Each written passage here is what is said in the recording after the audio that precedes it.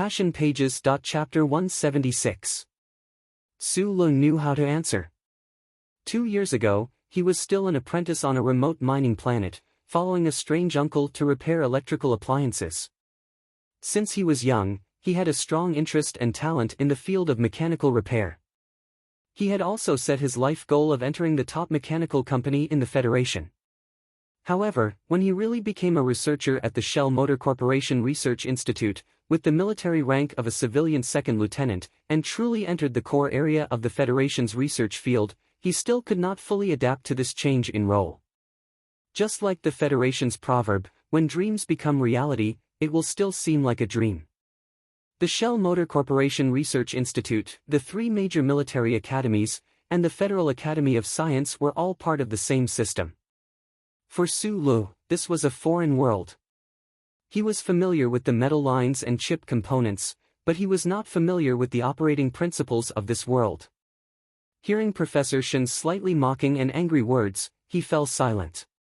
Only now did he understand that the seemingly pure academic world was not fundamentally different from the Jianghu that the orphans of the Donglin district mingled in. Speaking of which, it was true. Things like power were applicable in the universe. Those who were already standing at the top would not allow a small character like himself to obtain enough capital through the success of the Federation's new generation of mecha. You don't have to worry about anything. At least I'm still alive. Looking at the silent Su Lu, Professor Shen suddenly thought of himself many years ago. He smiled bitterly and said, I think, whether it's the Academy of Science or the Research Institute, those fellows who have left the front line of research for a long time probably don't have the guts to steal my things. Su Lu smiled with some difficulty. While I'm still alive, I'll quickly get this done. Professor Shen put his glasses back on, bent over the table, and began to use his trembling fingers to lightly tap on the problem Su Lu had encountered. Su Lu did not disturb Professor Shen any further and quietly walked down the metal stairs. That afternoon, he saw Professor Shen's opinion on the holographic screen desktop. The problem that had troubled him for 3 hours became so clear after a few simple words of analysis. He easily found a breakthrough. Even as he marveled inwardly, Su Lu could not quite understand why the old professor would suddenly be so willing to help him. Moreover, the other should clearly know that these things involved the new generation of mecha for the Federation, but had little to do with the theoretical research that the old professor was most concerned about. In the following days, Professor Shen and Su Lu, 2 eccentrics, one old and one young, kept repeating the process of researching, designing, encountering obstacles, inquiring, referencing, and solving problems in a quiet and undisturbed laboratory in the Research Institute behind the first military academy of the Federation. The main work was done by Su Lu, but Professor Shen was the one who was actually giving them directions. The old professor still spent most of his time in the office on the 2nd floor. He seemed to be sorting out some information. The rest of his time was spent teaching Su Lu outside of work. Su Lu and Professor Shen quickly became familiar with each other. Occasionally, they would drink tea and sit together to chat. However, the content of their conversation would definitely be considered rather boring to an outsider. When it comes to studying, you actually have to go to extremes. Professor Shen sat on the stairs on the 2nd floor, a cup of hot tea placed beside him. He said in a trembling voice, back then, after I graduated from University 1, I directly entered the Husk Institute as an assistant. Passion Pages. Later on, I made some achievements and entered the Academy of Science. I once had many glorious moments. For example, when that generation of mecha officially came off the assembly line, I was also very excited. However, when I got older, I finally understood that the mission of a scientist was not to develop machines that could kill people faster and more efficiently. Professor Shen took a sip of tea and sighed. The development of science will definitely make weapons more advanced, but the goal of scientific development is not to do so. It is to go to extremes. Large to the extreme is the universe. Small to the extreme is the quantum. Professor Shen did not look at the dazed Su Lu downstairs. He continued, in the field of astrophysics, I am not very good at it. The creation and destruction of the universe will ultimately return to the realm of philosophy. However, I am also very bad at philosophy, So in the end, I set my sights on measuring the dynamics of the quantum. I always thought that everything in the universe should have a pattern to follow, or perhaps it should be said that there is a reason to speak of. However, in the end, I realized that the smallest is the largest. It still has to return to the realm of philosophy. I said before, I am very bad at philosophy. Professor Shen was like a child, sitting at the bottom of the stairs on the first floor as he spoke with a laugh. Su Le sat on a chair on the first floor, a smile also appearing on his face. This kind of pure conversation without any other things was very interesting for people like them. In the entire Federation academic community, no one knew that the two people in this laboratory were currently researching the difficult problem that the Federation's newest generation of mecha were facing. Even more so, no one knew that their research progress had long left everyone else far behind. These past 2 days, Su Lu and Professor Shen had been able to drink tea and chat frequently precisely because he had confirmed that their direction was correct. It would not be long before the modification work on the new MX Mecha's electronic jets would be completed. The Federation's most difficult problem had gradually become ridiculously simple in front of these two people. The reason it was so easy was partly because Professor Shen had absolute experience and results in the field of measuring the dynamics of the quantum. Although those were just side results from his long research journey, they were already enough to provide strong theoretical support for the problems that had arisen in the new generation of mecha's power system. Those theoretical data models might have needed to be studied from scratch by other researchers, but on Professor Shen's side, they were all ready-made things. As for the other part, that was Su Li's strong learning ability and practical ability. Transforming a theoretical data model into a real design process was a very crucial part. Even an engineering department would need to spend a large amount of time performing repetitive calculations to be able to draw up the most probable structural blueprint. These past few days, Professor Shen had given Su Lu many surprises, and Su Lu had also given the old professor countless surprises. This young researcher was like a database that had gathered the wisdom of the Federation's engineers. For every data model, he would always be able to find a matching real design in the shortest amount of time. This kind of ability could not be explained, it could only be called a gift. Professor Shen looked at the young fellow downstairs and could not help but think to himself with a smile, what exactly was in this child's brain? Su Li's brain was filled with the practical ability that Uncle Feng Yu had taught him, the bold and imaginative design concepts, and in the deepest recesses of his mind were the endless structural blueprints that the Black Dream had given him. Until today, he still thought that these high-level structural blueprints were a legacy that Uncle Feng Yu had left for him. He had no idea that these blueprints were actually the greatest existence in the Federation, the most profound wisdom, the central computer of the Bureau of Proclamation, which was located who knew how many kilometers underground, had bestowed upon him this wealth in order to awaken him. The Federal Central Computer stored all the high-level structural designs that had existed for tens of thousands of years. Although these structural designs might not necessarily be able to be turned into reality, the fact that they could appear in the central computer meant that their standards were naturally incomparably profound. Under these conditions, Su Lu already possessed all the qualifications to become the most outstanding engineer in the Federation without question. Moreover, these qualifications that he possessed were so unique that they could not be replicated.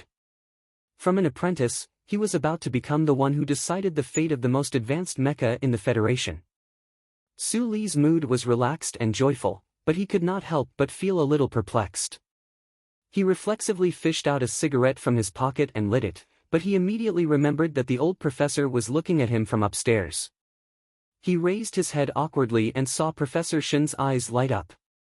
The two fingers resting on his knees slowly spread open. I haven't smoked in a long time. Professor Shen took a deep drag on his cigarette and unskillfully blew out a broken smoke ring.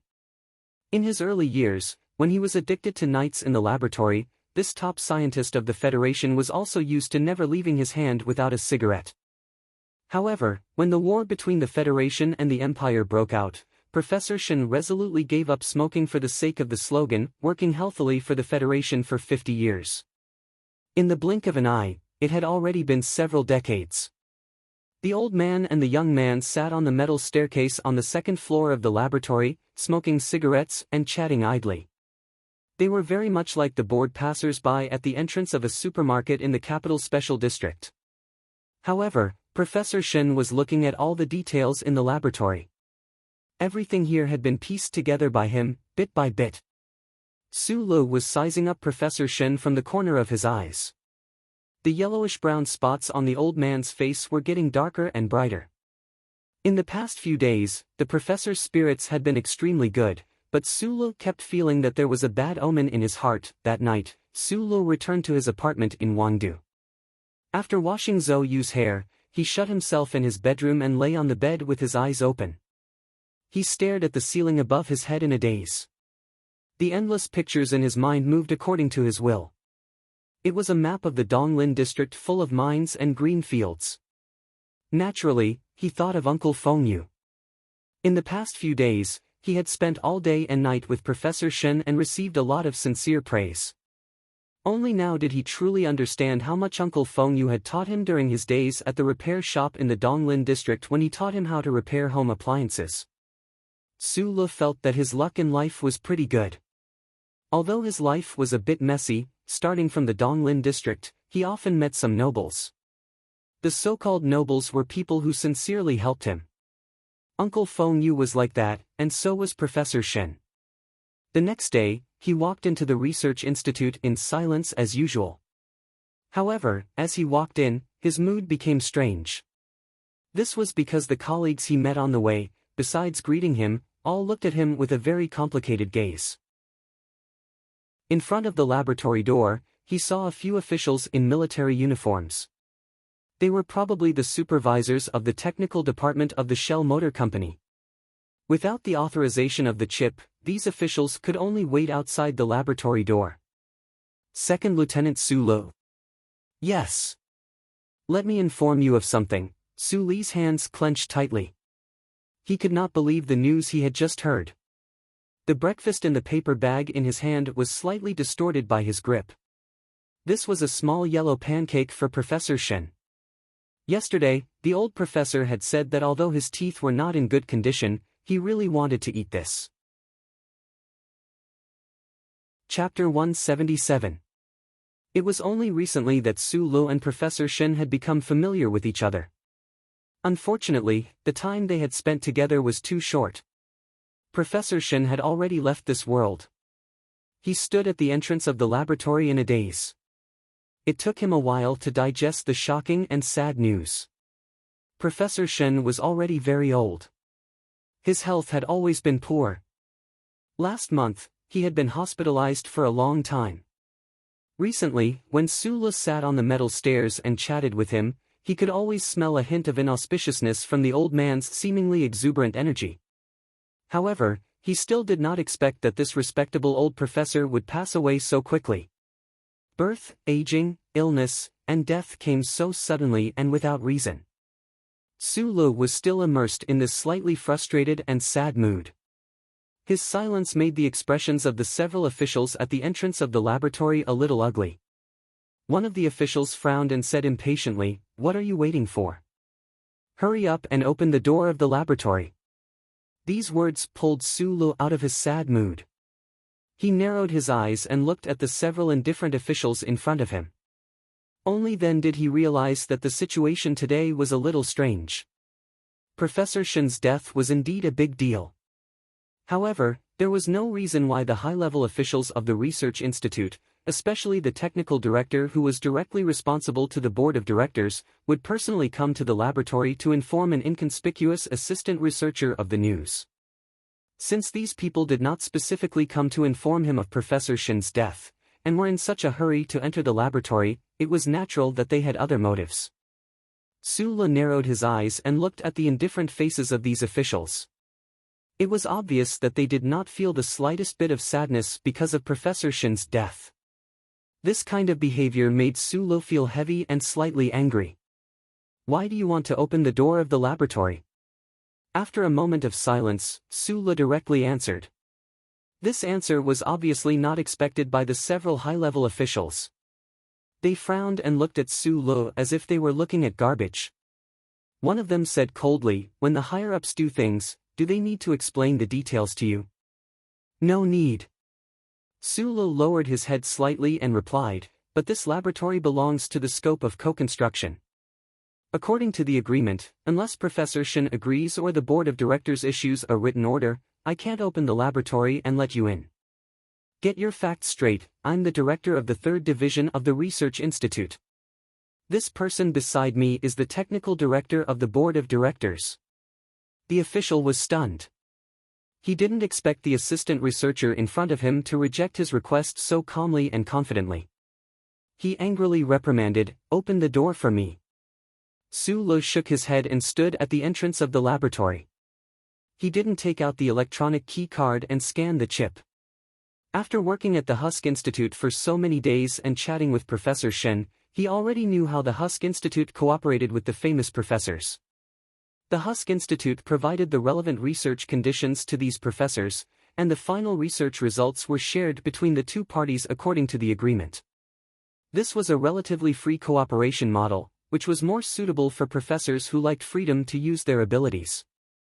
What's more, Professor Shen was basically in the periphery these years, and he didn't provide any research results to the Federation. The technical support provided by the Professor Shen was extremely limited.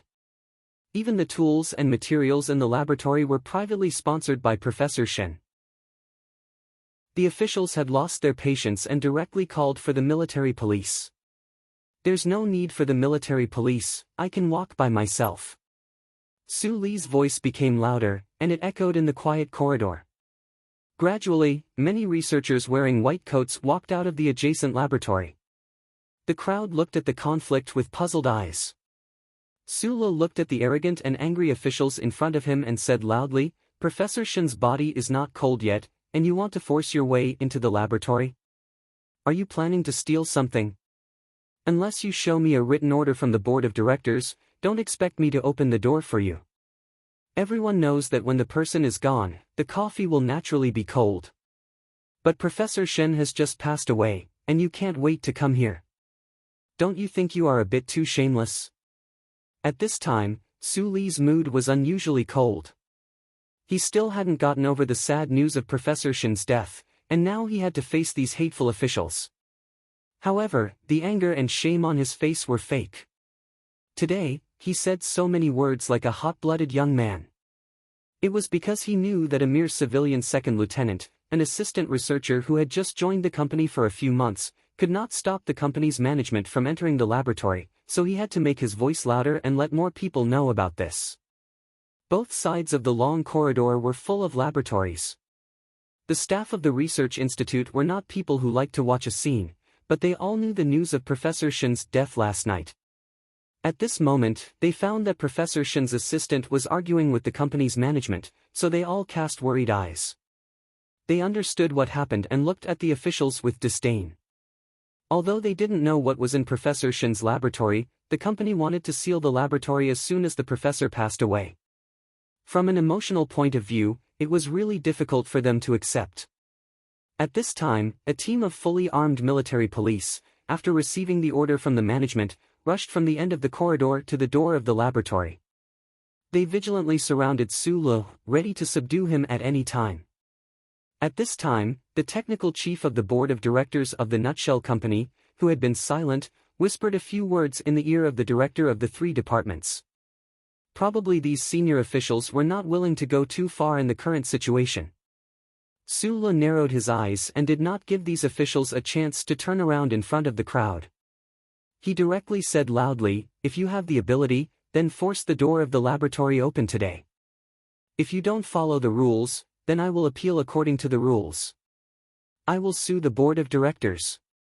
If it doesn't work, then I will sue the Ministry of National Defense. If even the Ministry of National Defense is nothing in your eyes, then I will sue the Supreme Court.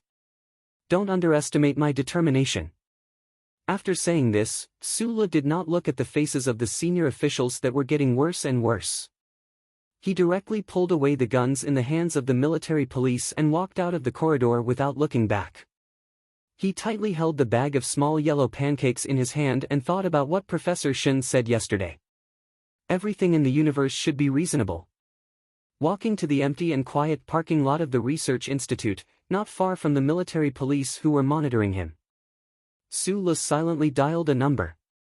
A few days ago, when he was smoking and chatting with Professor Shen, Sulu got the old man's phone number. Thinking that the owner of the number had left this world, he naturally felt sad. Then he heard a voice from the other side of the phone. In the special ward area of the Chester Private Hospital, Sulu silently looked at the car that was pushed into the cold room. Thinking about the peaceful face of the old man in the car, he took off the military cap on his head, held it in his arms, and bowed deeply. Father passed away very peacefully. Professor Shin's eyes were slightly red. He smiled and said to Sulu, actually, when he was hospitalized last time, the doctor had clearly told him that he would not last for more than a few days. Sulu thought about the work he had done with Professor Shin in the laboratory a few days ago. Now that he thought about it, he did not feel that the old man was gradually approaching death. Death is something that everyone will face. Professor Shin lowered his head and said, in the last few days, when Father came home, he was in a good mood. I think it should have something to do with you. Thank you. Sulu did not know how to respond to this sentence, but he fell into a complicated mood. Facing the inevitable death, counting the last bell, the old man still calmly taught him and helped him. What kind of state was this? My relationship with Father was not very good in the past. It was probably because when he was young, he was always working for the Federation and neglected his family. When Mother died, he was not by her side. Professor Shin raised his head and looked at the closed door. He thought about his father, who was separated by a wall, and his voice became sad. I used to hate him very much, but later, when I was doing the same work, I understood a little. That is why I did not marry. People like us who have dedicated our lives to science may not have the right to have a normal family life. Professor Shin turned around and said calmly, Father changed his will 2 days ago. The laboratory in the 3rd department of the Research Institute will be given to you to continue using. Except for the relevant database rights in the agreement, which may be returned to the Federation, the other results of Father's research, as well as the data and materials, he left them all to you. Chapter 178. Why me? These past few years, the Research Institute, First Academy, and the Academy of Science have all transferred over 40 research assistants to Father's lab, but none of them lasted for more than 3 months. This is because everyone knows that the direction of Father's research has no future. Professor Shin gazed at Sulu with a gentle gaze and said, other than their daily work, those research assistants were not even interested in Father's research on quantum dynamics. Before Father passed away, he said that in all these years, you were the only one who had taken the initiative to flip through the things he had researched. Sulu lowered his head in silence, a trace of guilt growing in his heart. When he had first entered the lab, he had not been any different from those research assistants. It was only because he was used to being squeezed dry by Uncle Fengyu that he had been more proactive and diligent in his work. As for the field of quantum dynamics that Professor Shin had researched, Sulu had not had any interest in it. If it were not for the fact that the Federation's newest generation of mecha had encountered a problem that coincided with Professor Shin's research, he might not have even opened that index tree. Thinking of this, a light flashed through Su Li's mind. Vaguely, he seemed to have guessed why those senior technocrats had been so eager to enter the lab after Professor Shin had passed away. However, he still could not confirm this point. Seeing that the young assistant had fallen silent, Professor Shin thought that the young assistant would not be able to accept the sudden news. He smiled and said, what I research is deep or veins. The direction of my research is completely different from Father's. The things in that lab are useless even if he left them to me. If he left them to you, at least Father will be able to account for the 10 or so years he spent researching alone. After a moment of silence, Sulu told the other about what had happened at the Research Institute this morning. After all, the other was Professor Shin's son. Whether it was from a legal standpoint or from a personal standpoint, he needed Professor Shin to give him an opinion on the unreasonable demands of those senior technocrats. I'm afraid I won't be of much help in this matter. A trace of pain appeared in Professor Shin's calm eyes. Like his father, he devoted himself to research. His father left everything in the laboratory to Sulu, and he had no objection. However, when he heard that the company's bureaucrats wanted to force their way into the laboratory before his father's body was even cold, he still felt sad and angry even though he didn't know what those bureaucrats wanted. Here are some files, some of my father's work notes, and some legal documents. I didn't read it carefully, but the agreement that father signed with the Husk Institute should be in there. Professor Shen handed Sulu a micro-storage device and seriously said, "If you really want to go to court in the future, let me know. I'm willing to testify for you." People who engage in research are always more naive. The Husk company represented the will of the entire Federation. At least, the several senior officials who suddenly appeared this morning represented the will of some of the forces in the Federation. Whether it was Professor Shen or Sulu, in front of this force, they all seemed so small and pitiful. Sulu believed that if those officials really wanted to enter Professor Shen's laboratory, they would have countless ways and reasons to do so. Professor Shen's request to testify in court would probably never become a reality. The officials simply wouldn't let this matter go to court. A glass of white wine spilled on the table. This was the custom of the Donglin district. Sulu narrowed his eyes and looked at the wine stains on the table. He remembered what Professor Shen said that day. "While I'm still alive, I'll do it." However, Professor Shen had suddenly passed away just like that. Su Li's eyes narrowed more and more. The conjecture he had in the hospital gradually surfaced in his mind. It became clearer and clearer, more and more realistic. It looked like the researchers of some departments had probably gradually discovered the importance of Professor Shen's research results in the process of developing the new generation of mecha for the Federation. Other than the development of the new generation of mecha for the Federation, what else could make those officials so nervous? They actually wanted to force their way into the laboratory right after Professor Shen's death. Subconsciously, Sulu took out a thin piece of small yellow pancake from the paper bag beside him. He slowly chewed on it and poured himself a glass of wine. The wine was mixed with the aroma of grains, giving off a spicy and painful taste. He took a deep breath and made up his mind. No matter what those officials thought, and no matter whether he could protect the laboratory, at least the electron jet must be successfully developed in his hands. On the new generation of mecha for the Federation, Professor Shen's name must be written. Sulu was a calm and collected person. In the past few days, his emotions had been stirred by the new generation of mecha. That was because he liked it, because it was his life's dream. Moreover, he needed to use the success of the mecha to help himself achieve a certain goal. Other than that, his heart was like a boulder. However, the person had already passed away. What belonged to Professor Shen should belong to Professor Shen. What belonged to him should belong to him. For an orphan who was like a rock in Donglin, there was no one to snatch. Things could be shared.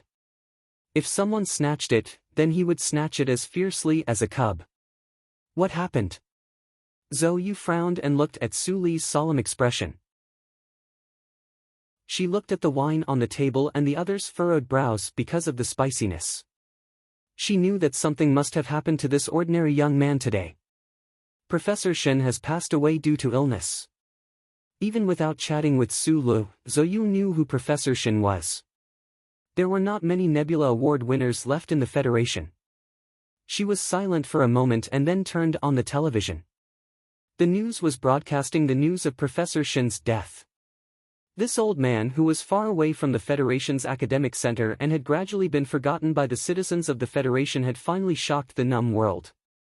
In an instant, many people remembered Professor Shen's outstanding contributions to the Federation back in the day. Su Lu did not look at the news. He only listed out his goal and process in detail in his mind, analyzing where he had gone wrong and where he could make up for it. Suddenly, he stared blankly at Zhou Yu on the sofa for a very long time. Zhou Yu was not used to being stared at by him and said coldly, "What's wrong with you?" "Professor Shen has been helping me research something recently. Specifically, this thing involves the success of the Federation's new generation of mecha." Su Lu drank another glass of strong wine and narrowed his eyes. He told Zhou Yu everything that had happened in the past few days. Zhou Yu became more and more engrossed as she listened. Her eyes lit up. As the daughter of the Deputy Minister of National Defense, she was not an ignorant and incompetent person. Of course, she knew that what Su Lu was saying now was of great significance to the federal military and even to the war between the Federation and the Empire. The more important the matter was, the more benefits it would bring and the more attention it would attract. Zhou Yu was silent for a long time before she suddenly said, "Since the Husk Institute places so much importance on your laboratory, it looks like many people already know that the success of the new mecha cannot be separated from Professor Shin's research. The problem is, we don't know how much those people know. Is it because their research has run into problems and they need the information from Professor Shin's laboratory? Or is it because they already know that you are close to success and want to snatch the fruits of your labor?" After so many days of interaction, Zhou Yu had already naturally referred to Su Lu and himself as we. Su Lu thought for a while and said, "It should be the former. No one can protect the laboratory." Zhou Yu looked at him seriously and said, "You are an employee of Nutshell and also a civilian soldier directly under the Ministry of National Defense. No matter what your identity is, you are just a small fry." Su Lu looked at her quietly. "Don't look at me. My father is indeed a soldier with a technical background. He should have some influence on Nutshell, but this matter, the benefits involved are too great." Zhou Yu lowered her eyes slightly and said, "Even if you ask Lady Tai to help, those people will not give up.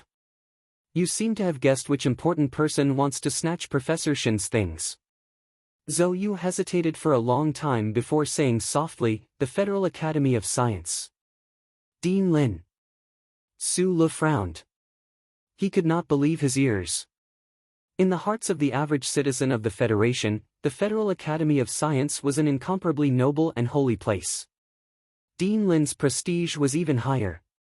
Back when Su Lu was a mechanic, he had also greatly admired the expert who had single-handedly taken on the task of developing the M52 mecha. Dean Lin is the youngest Nebula Award recipient in history, 11 years earlier than Professor Shin. But there has always been an unconfirmed rumor. Back then, Dean Lin and Professor Shin worked in the same laboratory. Dean Lin's Nebula Award recipient results were plagiarized from Professor Shin's research. The head of the Academy of Science plagiarized? Can a person really be that shameless? Su Lu frowned.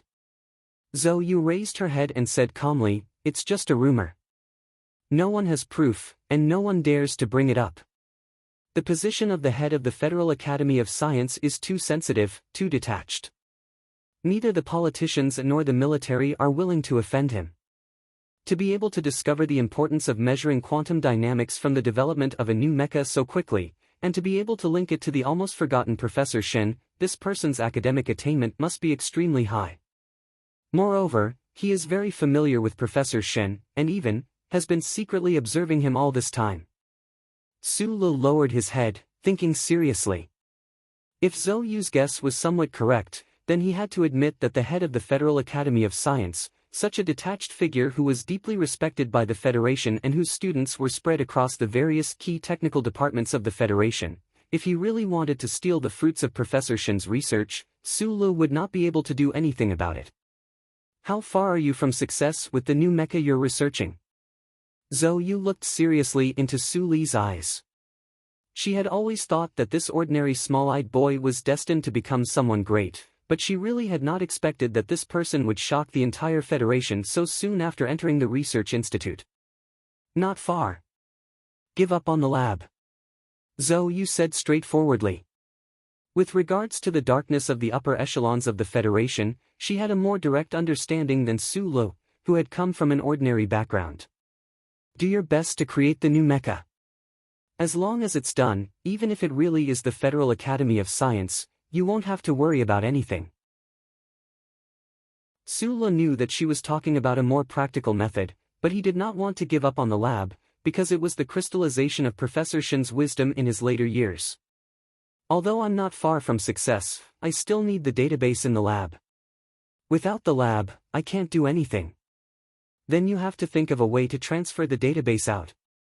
Zhou Yu looked at him seriously. "Don't have any extravagant hopes.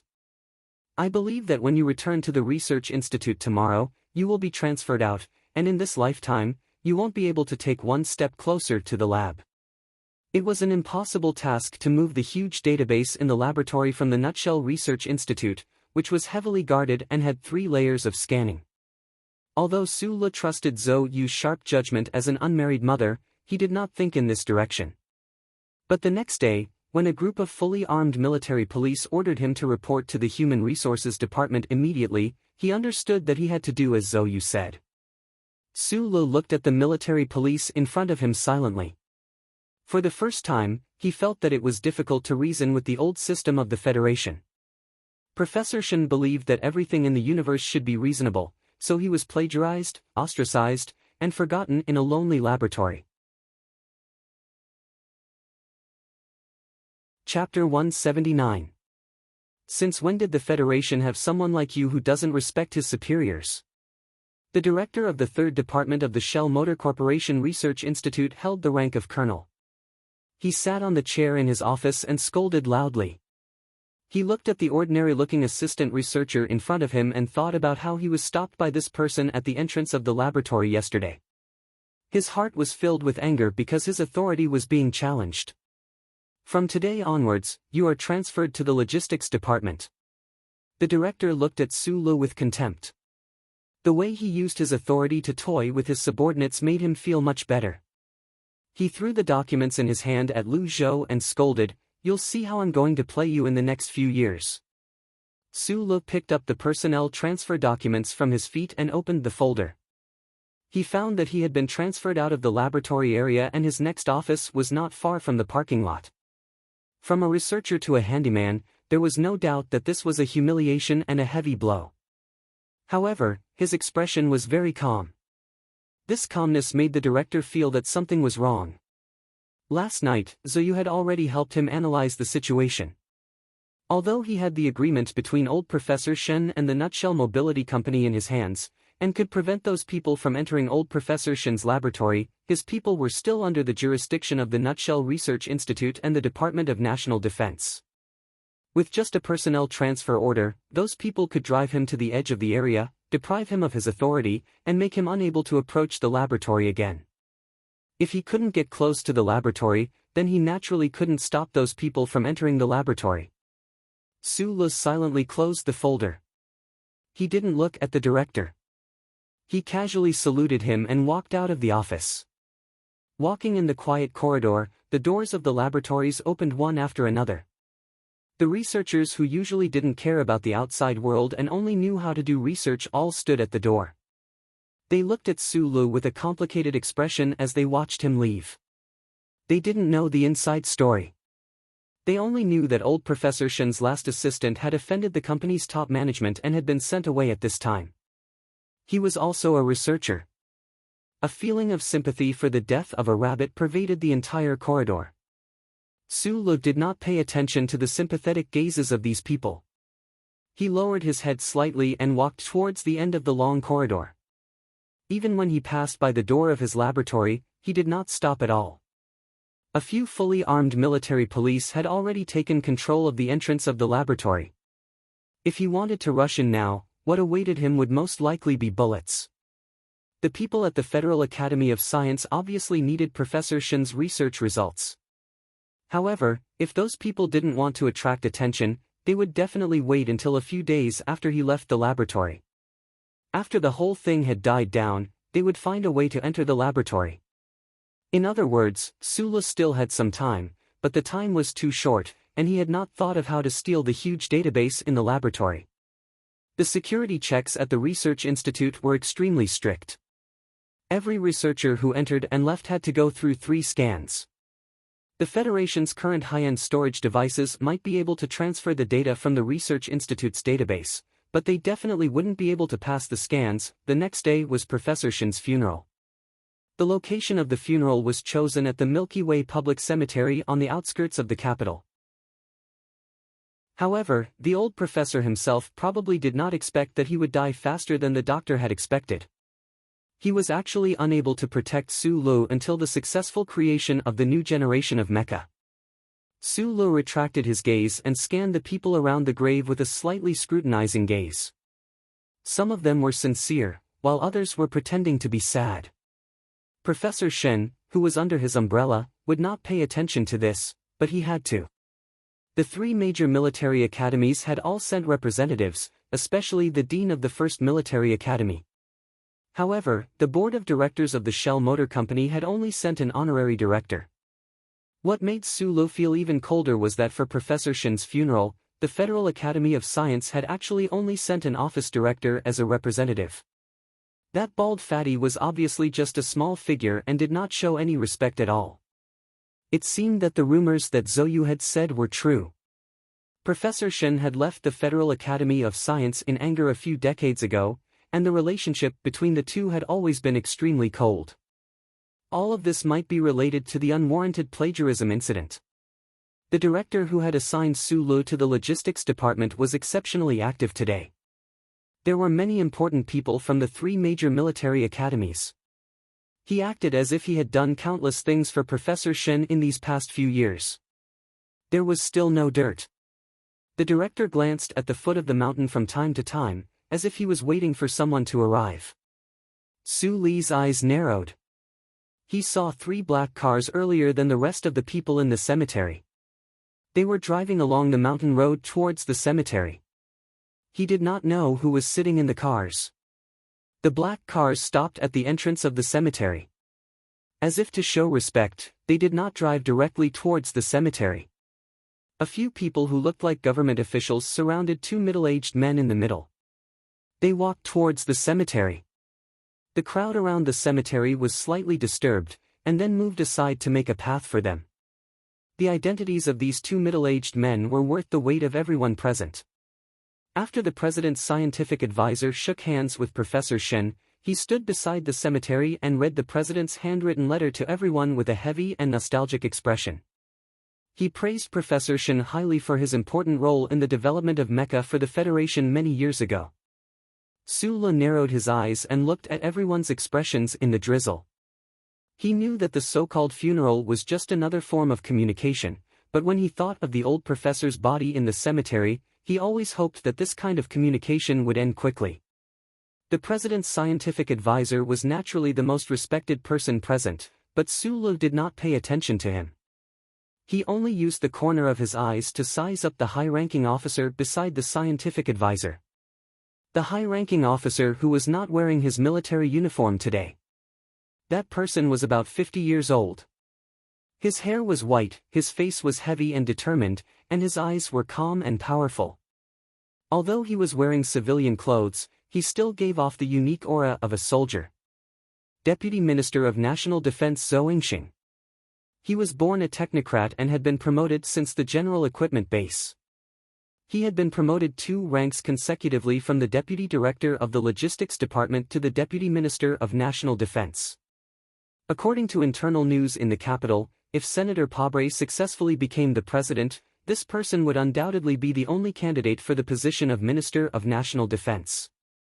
Deputy Minister Zhou had been dealing with the equipment of the federal military all his life. Naturally, he had a close relationship with the academic community represented by the 3 military academies and the Nutshell Mobility Company. Today was the day of Professor Shen's funeral. The federal military would certainly send a representative with great influence. It was only natural that he would show up. Su Lu glanced at Deputy Minister Zhou from the corner of his eyes. He remembered that when the deputy minister shook hands with Professor Shen, he had also looked at him from the corner of his eyes. His mood became a little strange. The other party must have already known who he was, and the child in Zhou Yu's womb. He had speculated many times that he would meet Zhou Yu's father, but he never would have thought that it would be at a funeral. After reading Mr. President's handwritten letter, the scientific advisor whispered a few words with Professor Shen and expressed his personal sympathy. Only then did he take off the white flower on his chest and gently put it into the grave. When there was a beginning, there was an end. The people who attended the funeral threw the white flower on their chest into the grave. There seemed to be a layer of white snow floating on top of the black coffin. The scientific advisor left first. The funeral gradually came to an end. Deputy Minister Zhou, who represented the federal military, did not leave. He and the dean of the First Military Academy were whispering something somewhere in the cemetery. Su Lu held an umbrella and accompanied Professor Shen to return the greetings to the people. Suddenly, he tightened his grip on the umbrella and slowly turned his head. He saw that somewhere in the cemetery, there was only Deputy Minister Zhou under a tree. The other party was looking at him coldly. There was a hint of scrutiny in his cold eyes. Su Lu narrowed his eyes. He did not impolitely look at this important person. Instead, he lowered his head and whispered a few words in Professor Shen's ear. He handed the umbrella to Professor Shen and then walked under the tree in the drizzle. The director of the research institute, who had just sent the scientific advisor away, was about to seize this rare opportunity to get closer to Deputy Minister Zhou. However, he suddenly saw the young assistant, who he had a very bad impression of, walking toward Deputy Minister Zhou. He could not help but stop for a moment. Endless doubts arose in his heart. Chapter 180. The drizzle continued to fall from the sky above the Milky Way cemetery. Su Lu walked towards the big tree in the rain. The Deputy Minister of Defense under the tree coldly watched his every step. When he was about 5 meters away from the tree, 2 officers appeared behind Deputy Minister Zhou and watched him vigilantly. Su Lu knew that the Deputy Minister of Defense must be surrounded by the best soldiers of the federal military as a safety barrier, but he didn't stop. Even Madman Li couldn't beat him. The military, which was considered strong by the citizens of the Federation, couldn't make Su Lu feel too much fear.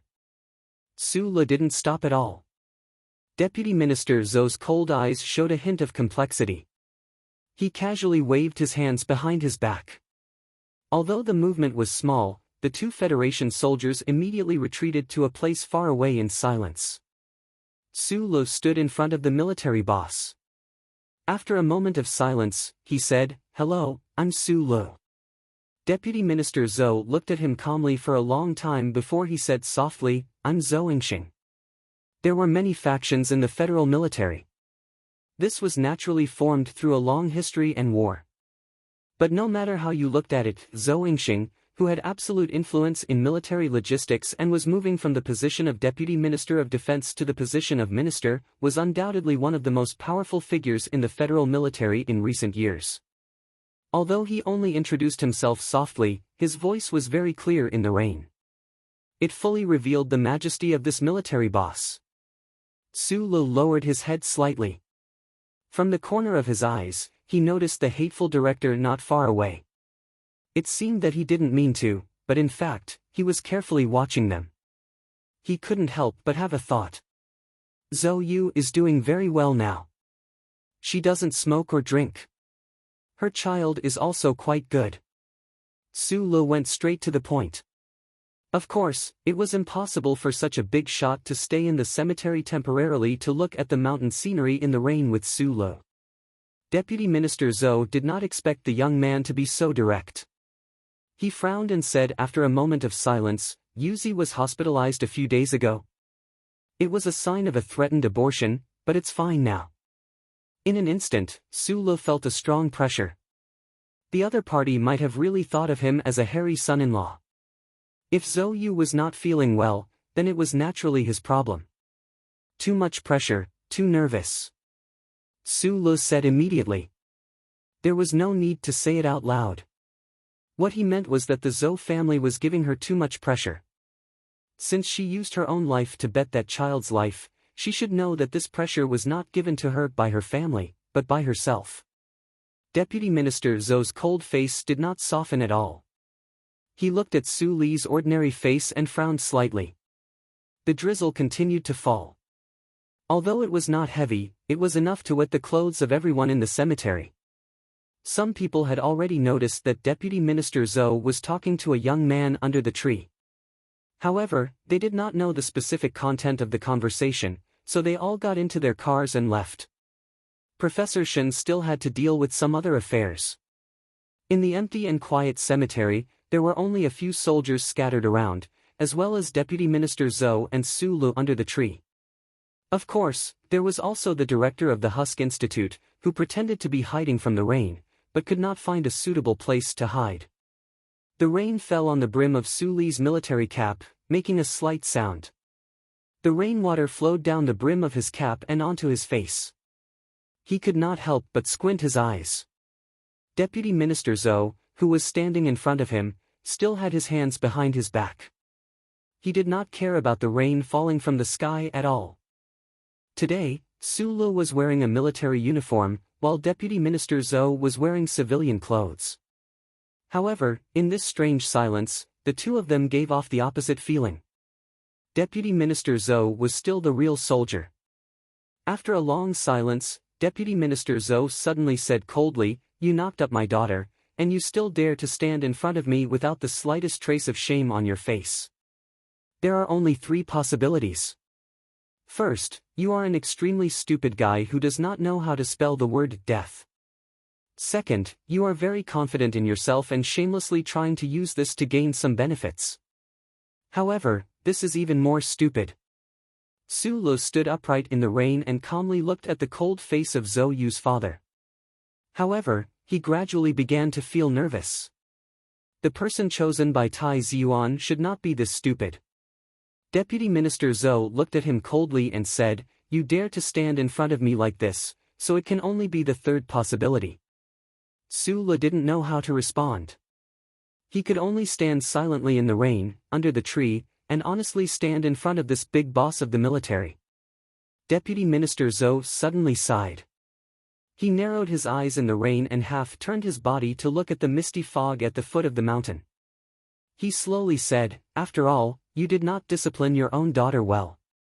I don't care who you are taking the blame for, but since it is not Tai Ziyuan, and you took the initiative to take the blame, then you can continue to be the scapegoat." When Su Lu heard the first part of the sentence, he was touched. He thought about how arrogant and cold the Zhou siblings were when he met them in Linhai. As a father, he was indeed a failure in disciplining his children. However, when he heard the second part of the sentence, Su Li's body suddenly tensed up. He suddenly raised his head and stared blankly at Deputy Minister Zhou's face, which had suddenly aged a lot. He did not know what to say. This military boss had actually guessed the truth of the matter so easily. Su Lu looked at him in shock. His hands, which were exposed outside his military uniform, clenched slightly. It was not to be cautious, but to hide the shock in his heart. At this moment, Su Lu finally understood why the most mysterious Tai family of the 7 major families in the Federation had decided a long time ago to fully support the general in front of him. This was definitely not because of the relationship between Tai Ziyuan and Zhou Yu when they were young. Instead, it was because the military boss in front of him had enough ability and intelligence to win the respect and help of the Tai family's wife. Thinking about that Major Zhou and Zhou Yu, who was now living a pig-like life in the Wangdu apartment, Su Lu couldn't help but feel a little absent-minded. This father was indeed much more powerful than his children. Since you've chosen to take the blame, then continue to do so. Although it's a bit heavy, I'm sure it'll bring you some benefits. Deputy Minister Zhou didn't look at Su Lu. Instead, he stared coldly at the foot of the mountain and prepared to leave. Su Lu lowered his head slightly and quickly digested the previous conversation in his mind. Suddenly, he raised his head and walked forward with a smile. He gently hugged Deputy Minister Zhou's body as if he was an elder. They hugged intimately and politely, then instantly separated. When Deputy Minister Zhou saw that this young man was hugging him, a strange look flashed across his calm eyes. However, immediately after, a strange smile appeared on his face. Not only did he not stop the young man, but he also raised his hand and gently patted Su Li's back. Deputy Minister Zhou and Su Li separated. The smiles on their faces disappeared and they looked at each other calmly. There was a hint of anger in the Deputy Minister's eyes because he had been used. However, Su Lu knew that the other party's anger was not very strong, so he was not afraid. He calmly looked into Deputy Minister Zhou's eyes. He thought to himself, since I am going to take the blame for the Zhou family, why don't you take the blame for me too? Yuzi and I will go home to see you in a few days. In the drizzle of the Milky Way public cemetery, the words that Su Lu said to Deputy Minister Zhou were particularly clear. The shameless director of the Husk Institute's 3rd department was sitting in a chair in a daze. Yesterday, at Professor Shen's funeral, he made a very shocking discovery. The young assistant researcher who dared to disobey orders from his superiors and not allow him to enter the laboratory and was sent to the logistics department by him, seemed to have a very close relationship with Deputy Minister Zhou. As an administrative official, this director did not have any achievements in the field of technology that were worth praising. The reason why he was able to continuously rise within the Shell Motor Company was because of his interpersonal relationships. Although the director of the Shell Motor Corporation Research Institute only had to answer to the board of directors, who was Zhou Yingxing. He was the most likely person to take over the position of the Ministry of National Defense after the election. If he offended Zhou Yingxing, he would only have a very miserable ending in the future. When the director thought about the previous phone call to inquire about the news, his face turned extremely pale. That ordinary second lieutenant actually made Deputy Minister Zhou's daughter pregnant. Looking at the scene yesterday, Deputy Minister Zhou did not seem to be very angry with this young man who brought shame to his family. Speaking of which, his daughter was pregnant. What other choice did he have other than marriage? How did that young man named Su Le get so lucky? The director quickly thought in his mind. If Su Le married the daughter of the Zhou family, then he would be the son-in-law of the deputy minister. Next year, he would be the son-in-law of the Minister of National Defense. 2 days ago, he pointed at the son-in-law of the Minister of National Defense and scolded him. Yesterday, he even chased him away to do cleaning work. When the director thought about this, other than cursing Su Lu in his heart, he also felt an unprecedented sense of crisis. At this moment, there was a knock on the office door. The expression on the director's face suddenly became calm. He looked at Su Lu, who pushed the door open and walked in. He put on a smile that he thought was very appropriate and said gently, "Second Lieutenant Su, I know that yesterday's personnel transfer may have caused some misunderstanding. I didn't want to explain anything, but I'm worried that if this continues, there may be some problems." He sighed and said seriously, "The decision to seal Old Shen's laboratory was made by the Academy of Sciences and the Board of Directors. I transferred you away because I don't want you to have any conflicts with them. This is to protect you." Chapter 181. Hearing Su Li's request, the director was taken aback. He did not respond immediately, but instead smiled and said, "Second Lieutenant Su, there are many other research departments in the Research Institute's 3 divisions. Which one are you more interested in?" Su Le didn't answer him. She just lowered her head and remained silent. The atmosphere in the office instantly became somewhat tense. The director used a handkerchief to wipe the cold sweat from his forehead, and said with some difficulty, "This matter is really a little difficult to handle." Although he did not know the inside story, yesterday morning, the technical supervisor of the company had directly requested that Professor Shen's laboratory be sealed. Moreover, there was also the shadow of those big shots from the Federal Academy of Science behind the scenes. He was just an administrative officer, so of course he did not dare to offend the other party. The problem was, the young second lieutenant standing silently in front of him right now did not seem like someone he could offend either. Right then, Su Le repeated, "I'm just going in to take some personal things." The director wiped away the increasing amount of cold sweat on his forehead, his mind turning quickly. He did not want to offend either side, and even more so, did not dare to offend them.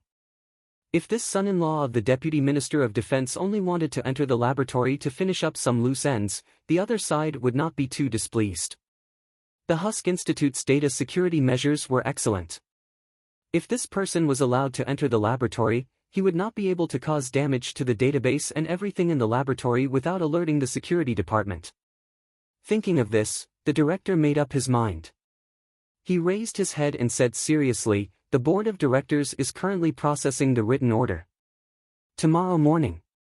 Second Lieutenant Su, if you move quickly, there should be no problem." Su Le nodded and left the office. Although until now, he still had not thought of a way to steal Professor Shen's research results and the repair design of the MX prototype mecha, at least he would be able to enter the laboratory tomorrow. When the time came, he would take one step at a time. If it really did not work out, he would have to use physical methods to destroy all the storage devices. However, if he did that, it would be a pity and a disservice to Professor Shen. In a high-rise building on 7th Avenue in the Special Capital Region, the top floor of the Sanlin United Bank's headquarters was a dome made entirely of high-strength glass. It greedily absorbed the light and heat of the sun, allowing the green plants on the top floor to grow happily. In the spacious top floor of the building, there was only a desk made of black sea wood. Behind the desk was a chair, and in front of the desk was a sofa. It seemed particularly lonely, but the person behind the table was very used to this kind of loneliness. His family had stood at the top of the Federation's financial world for countless years. This kind of loneliness was actually a kind of glory. At the age of 27, he was already the vice president of the Sanlin United Bank, and the heir to one of the 7 major families in the Federation. He was used to standing on the top floor of the tall building in the capital's special district, watching the joys and sorrows of the common people below his feet through the glass. But today, he wasn't looking at the scenery. Instead, he looked at the intelligence files on the table seriously. After a long time, he looked up and said calmly, "We must get the data in the 3rd laboratory of the Research Institute. This is Secretary Luo's request." Although the Academy of Science can pressure the Nutshell Board directly, the assistant researcher seems to be a little troublesome. Opposite the desk stood a blond young man in a military uniform.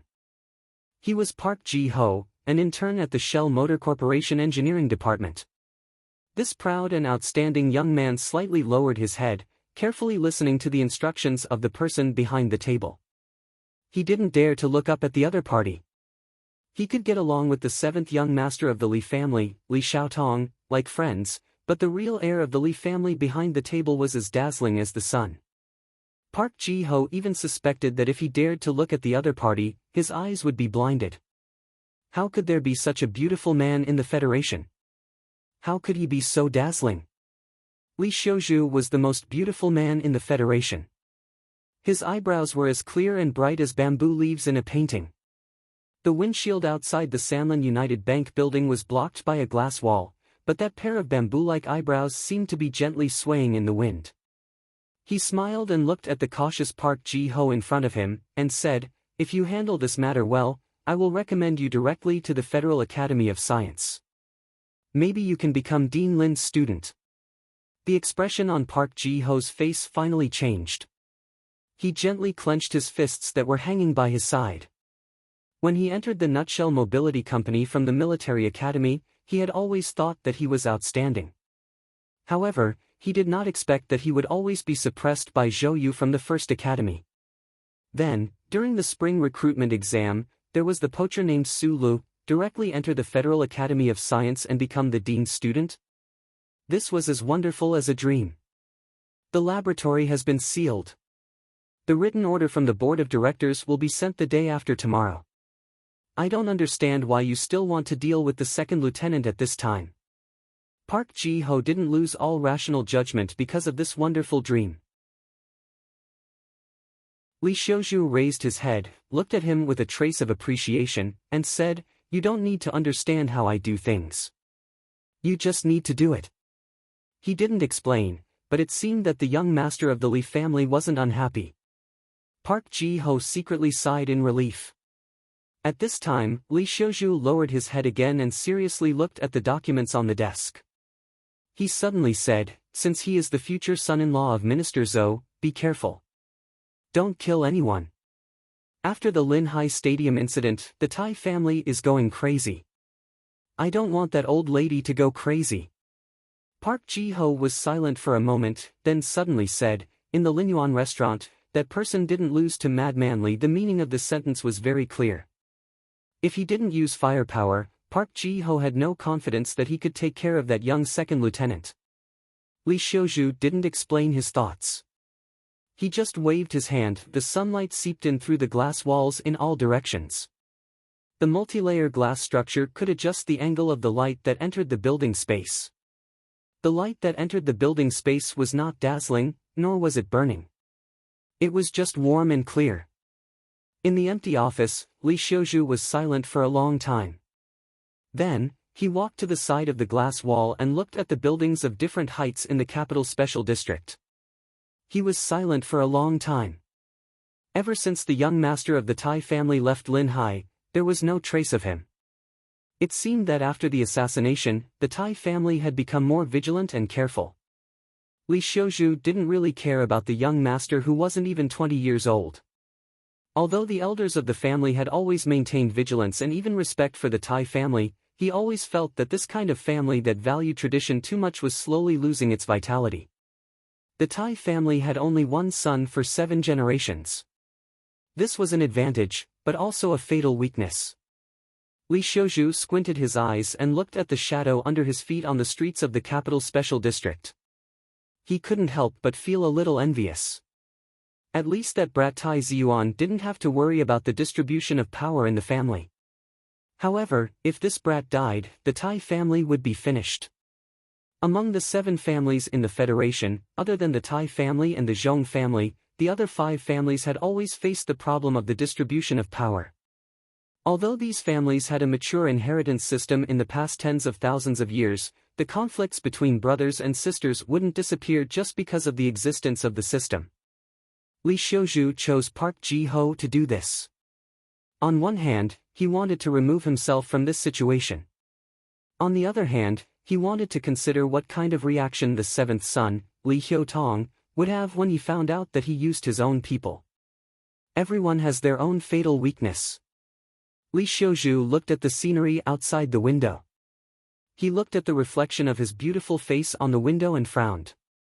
In his opinion, the fatal weakness of the Tai family was that Tai Ziyuan alone had to take responsibility for the continuation of the entire family. The fatal weakness of the old director of the Federal Academy of Science was that his reputation was too good. As for the Su Lu that he had ordered to be dealt with, that was his name, right? Li Xiuzhu didn't consider this person. Although this person seemed to have some ability and was gradually emerging, he was still not worthy of his attention. The son-in-law of the Zhou family? Madman Li didn't defeat him. Professor Shen's student? Li Xiuzhu's eyes showed a trace of coldness. He believed that he was very clear about how terrifying that crazy brat Li's of Philadelphia was. How could there be anyone in the Federation who could be Madman Li's opponent? All of this was just a smokescreen. That old man Li's of Philadelphia had always had a good relationship with Lady Tai. Who knew if Madman Li's actions at Linyuan that day were to create momentum for that chess piece called Su Lu? If it was any other time, before he completely understood Su Li's true background, Li Xiuzhu definitely wouldn't have acted rashly. However, the current situation was different. He had to get the data in the Husk Institute's laboratory.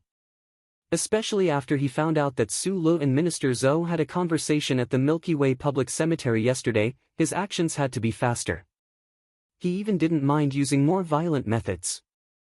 He didn't want to drag this matter out until Lin Banshan returned from the Great Triangle. Lin Banshan was the person he feared the most in the Federation. The birth of a new generation of mecha in the Federation was a great reputation. There were great benefits involved. A chess piece like Su Lu should have the awareness to sacrifice himself for the greater benefits. Father, the matter has been dealt with. Don't worry. The latest by the day after tomorrow, the data will be transferred to the hands of the Academy of Science. We still need you to put in some more pressure on the nutshell board.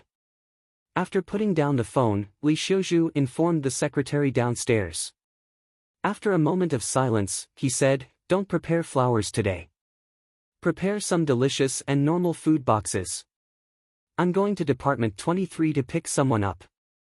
In a manor in the southern hemisphere of Planet S1 in the Upper Forest District, an old man put down the phone in his hand. He turned his head and smiled at the 2 guests beside him. Dean Lin will probably return from the moon base the day after tomorrow.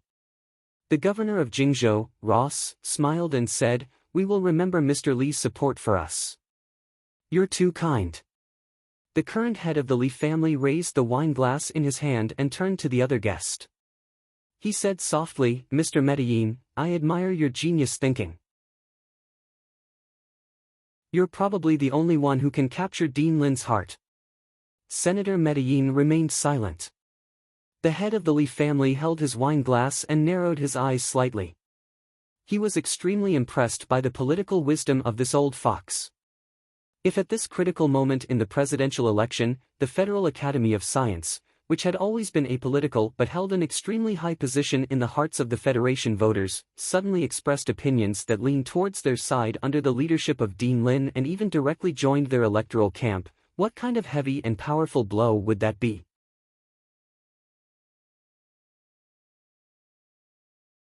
Chapter 182. To have enough power to pressure the board of directors of the Shell Motor Company and directly seal Professor Shen's laboratory was not something an ordinary person could do. That night, Zhou had directly called out the name of the director of the Federal Academy of Science. That was a guess based on intuition, and a woman's intuition, especially a pregnant woman's, had a very frightening accuracy rate. Su Lu could imagine why the Federal Academy of Science was so determined to snatch the work of the Federation's new generation of mecha. However, at this time, he did not know that behind the scenes, there was also the participation of the 7 major families of the Federation. He also did not know that on a deeper level, the development of the Federation's new generation of mecha was closely linked to the presidential election of the Federation, and all of this had been coordinated and designed by that Senator Macklin. He did not even know that at this time, there were people in the capital special district who were preparing to use violent means to deal with him. Danger was approaching him. All of this was to prevent him from interfering with the other party's acquisition of the data in the laboratory. The black car drove smoothly on the wide road of Wangdu. Occasionally, overly green and succulent green leaves would fall gently onto the top of the car and then be abruptly bounced off. These green leaves had not reached the end of their lives. Instead, because they were too young and too nourished, they were envied by the heavens. The night was dark. At the entrance of Mountain Tiger Road, Su Li's eyes narrowed. From the car's radar, he sensed a few cars approaching at high speed from behind.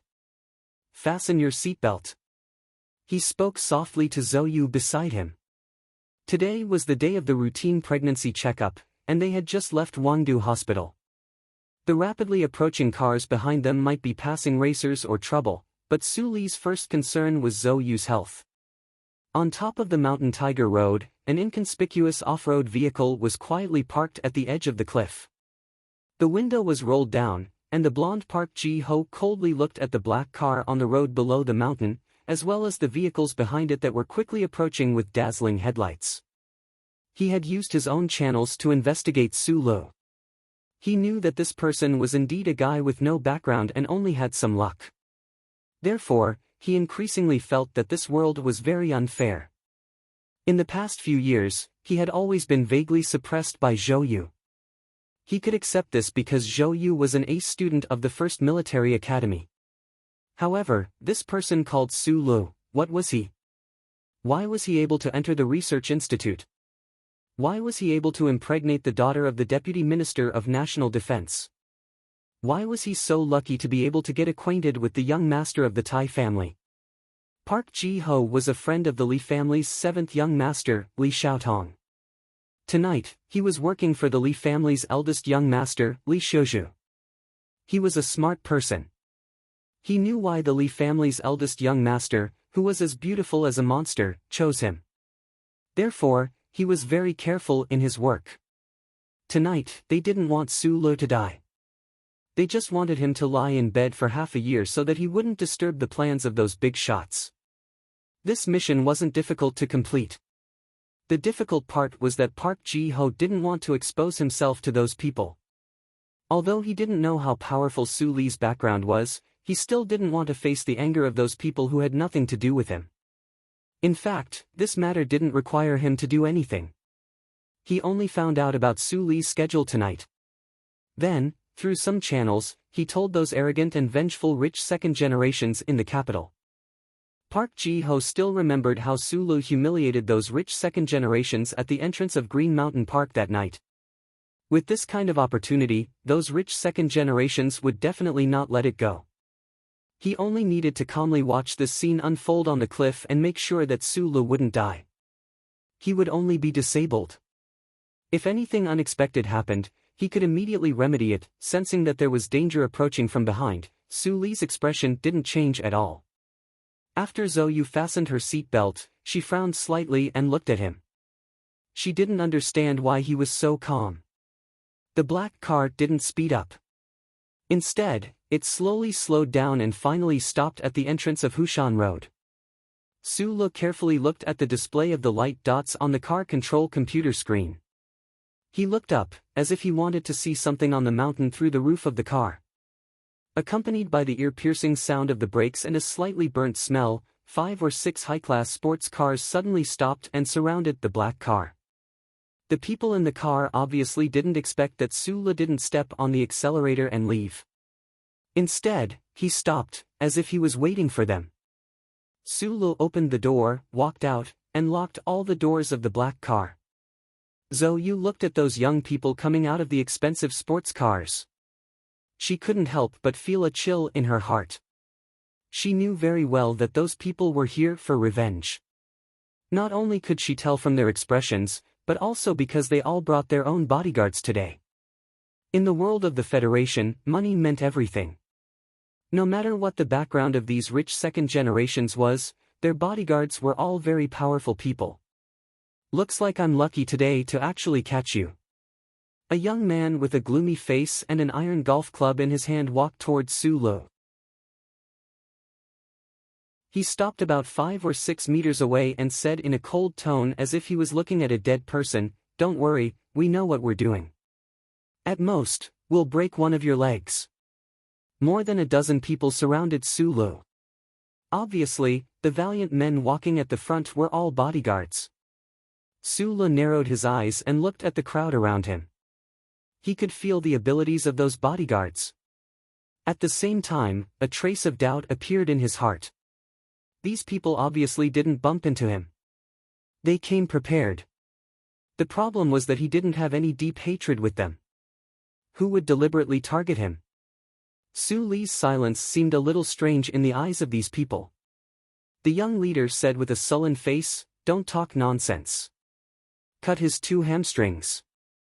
Let's see how he can step on the gas pedal in the future." Sulu had already forgotten what these people looked like, but when he heard this, he remembered that this young man was the owner of the white sports car that he had knocked into the flood ditch that night. A bodyguard slowly pulled out a knife from his waist. The knife was as cold as water in the night, but there was a faint smell of blood. It seemed that he often saw blood. Sulu narrowed his eyes. He knew that he was unarmed. In the eyes of these people, he was like a lamb waiting to be slaughtered. He had never figured out the identity of these young masters, nor did he want to figure it out. However, looking at the people the other party had brought today, they were indeed professionals. Especially that saber, 7 sabers.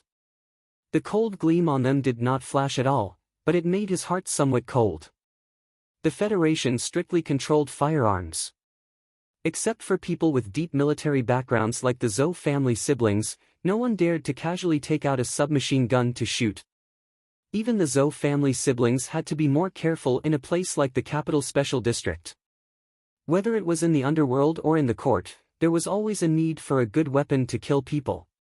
And there was no doubt that the 7 knives Sulu was facing were used to cutting people's hamstrings and other cruel things. No one was an immortal. Madman Li was known to be invincible in the army, but that was only in a one-on-one situation. If Madman Li was facing dozens of shining and cold knives, he would probably immediately turn around and run away. But with that person's fierce reputation, probably no one would dare to chase him. Sulu was only facing 7 knives, and he didn't have enough fierce reputation to intimidate the enemy, so he didn't run away. He already felt that some people and some forces had already targeted him. At this time, there was no point in running away. Whoosh! A knife chopped down at Su Li's face. There was no fancy move, only ruthlessness and proficiency that had been immersed in for many years. At the same time the knife flashed, Sulu had already moved. He knew that tonight was dangerous, so he didn't hold back. The bottom of his military boots on the concrete road was like an emergency brake, and the strong friction with the ground provided a strong support for his speed. With a crisp crack, before the knife chopped down, Sulu had already closed in on the bodyguard's arms. He punched the man's armpit, and his right forearm, which was like an iron rod in front of him, actually hit the man's throat. That crisp sound was the sound of the throat cartilage breaking. The bodyguard didn't even make a sound. His body seemed to have been pulled out of his bones, and he softly fell to the ground. The cold knife in his hand had already left his hand and fell to the ground. The faces of the surrounding young masters instantly turned pale. They didn't know that the kid they were going to deal with today was so difficult to deal with. The knife was still falling in the air. Su-la tightly held the handle of the knife. His feet were still firmly planted on the concrete road, and there wasn't a trace of trembling. Only when his feet were firmly planted on the ground could he use the 10 moves he had learned from Uncle Fengyu to show the slyness and ruthlessness of his strength. Su-la believed in his fist, but the knife was always harder than his fist. So he tightly gripped the handle of the knife, lowered his head, and rushed into the snowy light formed by the remaining 6 knives. Rip! The blade cut through his clothes, cut through his flesh, and blood spurted out. Su-li's feet firmly planted on the ground, but his upper body was like a willow branch in the wind, randomly swaying and swaying. He displayed the close combat techniques that had been deeply ingrained in his mind to the extreme. In the light of the knives, he narrowly dodged and rushed forward. He had a pair of eyes that were good at capturing all traces. In his body, he had the most tyrannical power of the Federation. He had the most ruthless techniques. Swoosh, swoosh, swoosh, swoosh, the blade light shattered the night sky. It was only a matter of a moment, and the sound of the cold blade cutting through the air suddenly stopped. During this process, the blade that Su-la was holding tightly did not make a single contact with the 6 blades. The 7 bodyguards who used knives all fell into a pool of blood. Some of them had their throats broken, some had their thighs severely slashed, and even more had a miserable cut on their chest and abdomen. Some of these bodyguards used long battle knives, while others used extremely vicious military knives. At this time, they all fell to the ground in a mess. Su-la held the long knife and silently stood in front of the black car. The cut on his back began to bleed.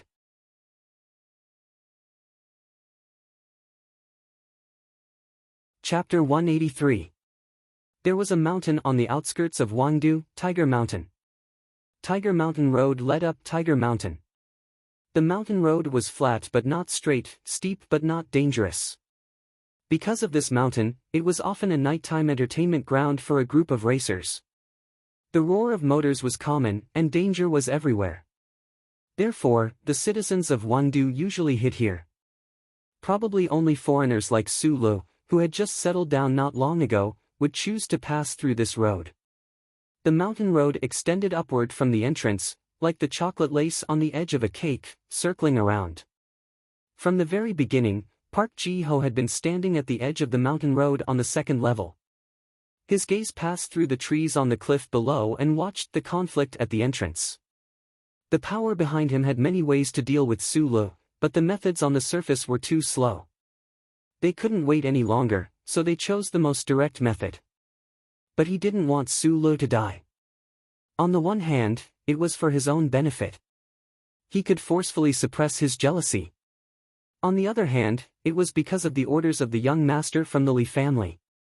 He believed that the young masters who had caught wind of the news would be very careful. After all, under the glory of the first charter, if there was a vicious death in the capital, their parents wouldn't be able to clean up the mess.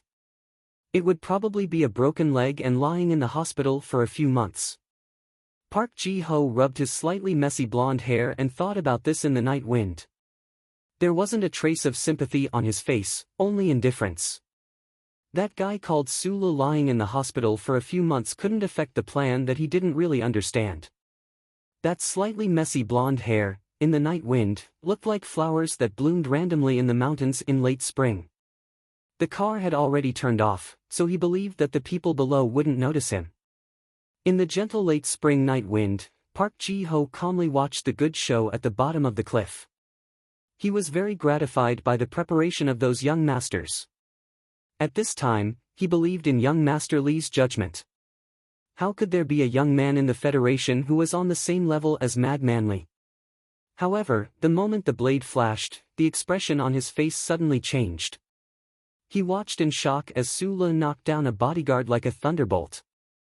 Park Ji-ho was well aware that although those young masters were good-for-nothings, the bodyguards that their families hired with a large amount of money were the real experts. During their interactions a few days ago, Li Qixiao's sharp eyes had pointed out that these bodyguards should be retired special forces soldiers from the military. But why was that bodyguard, who looked ruthless and tyrannical, not a match for Su Lo? Half of Park Ji-ho's heart turned cold. The saber light at the bottom of the cliff rose and fell. Everything returned to normal. Park Ji-ho had a vague feeling that the young second lieutenant had subconsciously raised his head to look at him. That pair of eyes were as cold and sharp as knives. Park Ji-ho shuddered slightly and stopped watching the battle. He turned around and walked towards his car. It would be very dangerous to stay here any longer. The bodyguards of these young masters were all experts. Although they used knives of different sizes and styles, there was a ruthlessness in their bones that showed that they didn't take human life seriously. In the chaotic battle, Su Li's back was slashed by a sinister military knife. The dark blue military uniform was torn apart, and the skin on his back was torn open. His flesh and blood were turned over, and blood began to seep out. Although the injury wasn't serious, it looked particularly terrifying. Until now, his feet had been steadily stepping on the concrete floor and only moved on a flat surface. Like the deep roots of an old tree, he channeled all his strength into his body, making each of his attacks more powerful and accurate than before. With a crisp sound of breaking branches, Su Lo stepped on the wrist of a bodyguard and directly broke his wrist. The bodyguard was cut in the leg and fell into a pool of blood, but he still didn't give up. However, Su Lo didn't give him any chance to sneak attack. At the same time he lifted his leg, the knife in Su Li's hand swung out like a whip, hitting the face of the young master closest to him with unstoppable force. He used the back of the knife, and with one strike, half of the young master's face was cut open. A few teeth and blood spurted out. That arrogant and gloomy face at the beginning was now only filled with fear, pain, and confusion. The confusion was because these young people in the Federation were used to being arrogant. For a moment, they didn't understand how the scene in front of them happened. Why did their bodyguards, who were so good at fighting, fall into a pool of blood one by one? Get lost! In the darkness, at the entrance of Tiger Mountain Road, the young second lieutenant held the saber in his hand. Blood dripped from the edge of the saber. He, who had been silent since he was stopped by the motorcade, finally opened his mouth and said the first word. These young masters were not idiots. The miserable cuts on the bodyguards' bodies had already explained too much. They reacted extremely quickly. Knowing that they had made a big mistake tonight, they did not leave any words to save their faces. They quickly helped the bodyguards on the ground up and returned to their sports cars. The Federation society was like this. The difference in strength was too big, and it was useless to say anything. These young people didn't abandon the bodyguards in the end, which was already considered to be relatively calm. However, their pale faces and slightly trembling bodies exposed their true emotions under Su Li's saber. Su Li didn't pay attention to these people anymore. Although his back was burning with pain, he knew that these people were just knives used by others. The real character was still hiding behind. No, hiding above. He turned around and raised his head to take a look at the night sky above the cliff.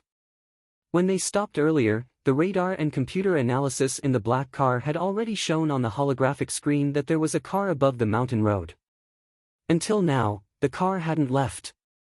It was very clear that the owner of the car had been watching this scene with cold eyes. Su Li took off his clothes. The torn clothes on his back rubbed against the flesh and blood. It was very painful. His eyebrows furrowed. However, he found that Zhou Yu in the black car was looking at him in a daze. He threw the military uniform over and blocked the window of the black car. He didn't want a pregnant woman to see the blood on the concrete floor and the remnants of the flesh and blood. While the military uniform was still floating in the air, Su Li had already rushed toward the cliff. That familiar burning sensation had been circulating in his limbs for a long time. The powerful explosive force made him suddenly move so shockingly fast. He actually brought up a trail of dust on the concrete floor. Zoyu turned her head in shock and looked at Su Lo, who was wearing a white singlet. Su Lo was like a ferocious beast. With a whoosh, he passed through the green space beside the road and plunged into the bushes on the cliff of Tiger Mountain. Vaguely, one could see the shrubs on the cliff shake. A shadow shook the soil and rushed up the cliff in a straight line at an extremely fast speed. It was so fast that it was hard to imagine. Zoyu put both hands on the window. Her eyes were wide open as she stared at this scene in a daze. She grew up in the courtyard of the 3rd Military Region's General Assembly Base. In this life, she had seen more soldiers than the average Federation citizen on TV. She also knew that the federal military had some terrifyingly capable vanguard soldiers. She had even seen them train with her own eyes. However, she had never imagined that in this world, there would be someone who could see a cliff as flat ground. Like a nimble beast, he would bravely rush up at high speed. After living with Su Lo for so long, Zoyu believed that she understood this person very well. She also clearly determined that this young man would definitely make many people in the Federation sit up and take notice of him in the future. However, she never would have thought that the battle strength Su Lo displayed tonight would be so powerful. The details of the Linhai State Gymnasium incident had been carefully sealed. Zoyu finally understood why her brother Prince said that Su Lo had saved her life. When he was in the Donglin district, under the protection of the glory of the charter, the electronic wall that stretched for who knew how many kilometers was only a slightly more difficult obstacle in Su Li's eyes. Not to mention this cliff in front of him that, although the slope was steep, he could still land his feet on it. Su Lo landed on the hillside. Every step he took on the stone was exceptionally stable. This was because stability ensured speed and accuracy. Every step he took was very powerful. However, the recoil from every step he took with the cliff made the wound on his back more painful. The more pain he felt, the angrier he became. However, the calmer his heart was, the calmer his expression was. He had fled from the Donglin district to the capital ring. He had left his home and forgotten his past. His girlfriend had turned into a firework. His good friend had fled thousands of miles away, leaving behind a pregnant woman. All of these sad memories and the depression that had accumulated over the past 2 years finally turned into anger and explosive desire under the stimulation of the pain of his wound. He considered himself to be a very peaceful person. However, there were so many unfairness in the Federation that he could not get rid of it like the air around him. Professor Shin was dead. Those high and mighty dazzling big shots wanted to seize what did not belong to them. Tonight, there were even people who wanted to set up a trap to kill him. Until today, Su Lo still thought that he was just a small character in the Federation. However, once a small character was enraged, they were still very scary. There was a proverb in the Federation, once an ordinary man is angry, even the king will bleed. Today, the most powerful person in the Federation happened to be called an ordinary man. A few sharp thorns from the shrubs pierced into his exposed arms. Su Li's expression did not change in the slightest. He stepped onto the road above the cliff and directly rushed toward the off-road vehicle that was about to start the engine. The power in his body burst out in an instant. Every pair of muscle fibers in his legs began to squeeze and twist. A moment later, he rushed to the side of the off-road vehicle. Without saying anything, he stabbed the tip of the knife diagonally downwards. A series of screeching sounds that made one's teeth ache resounded throughout the quiet Tiger Mountain road amidst the sparks of metal grinding against metal. The long knife in Su Li's hand accurately stabbed into the door right before it closed. The door and the knife rubbed against each other and vibrated. In the end, the door did not close and instead bounced open. The silent Su Lo did not say anything. He stabbed the tip of the knife into the spot beside the driver's seat of the off-road vehicle. The tip of the knife broke through the high-energy plastic and pierced through the complicated circuits. Accompanied by tiny electric sparks, he successfully destroyed the ignition system of the off-road vehicle. He was a genius mechanic. In the Donglin district's Xianglan Avenue repair shop, he had once repaired cars. Today, he could even deal with mechas, not to mention a simple off-road vehicle. With the ignition circuit destroyed, this off-road vehicle could no longer escape. Sitting in the driver's seat, Park Ji-ho stared blankly at the cold blade that was less than 10 centimeters away from his thigh. His left hand that was holding the steering wheel and his right hand that was holding the key to start the engine began to tremble uncontrollably.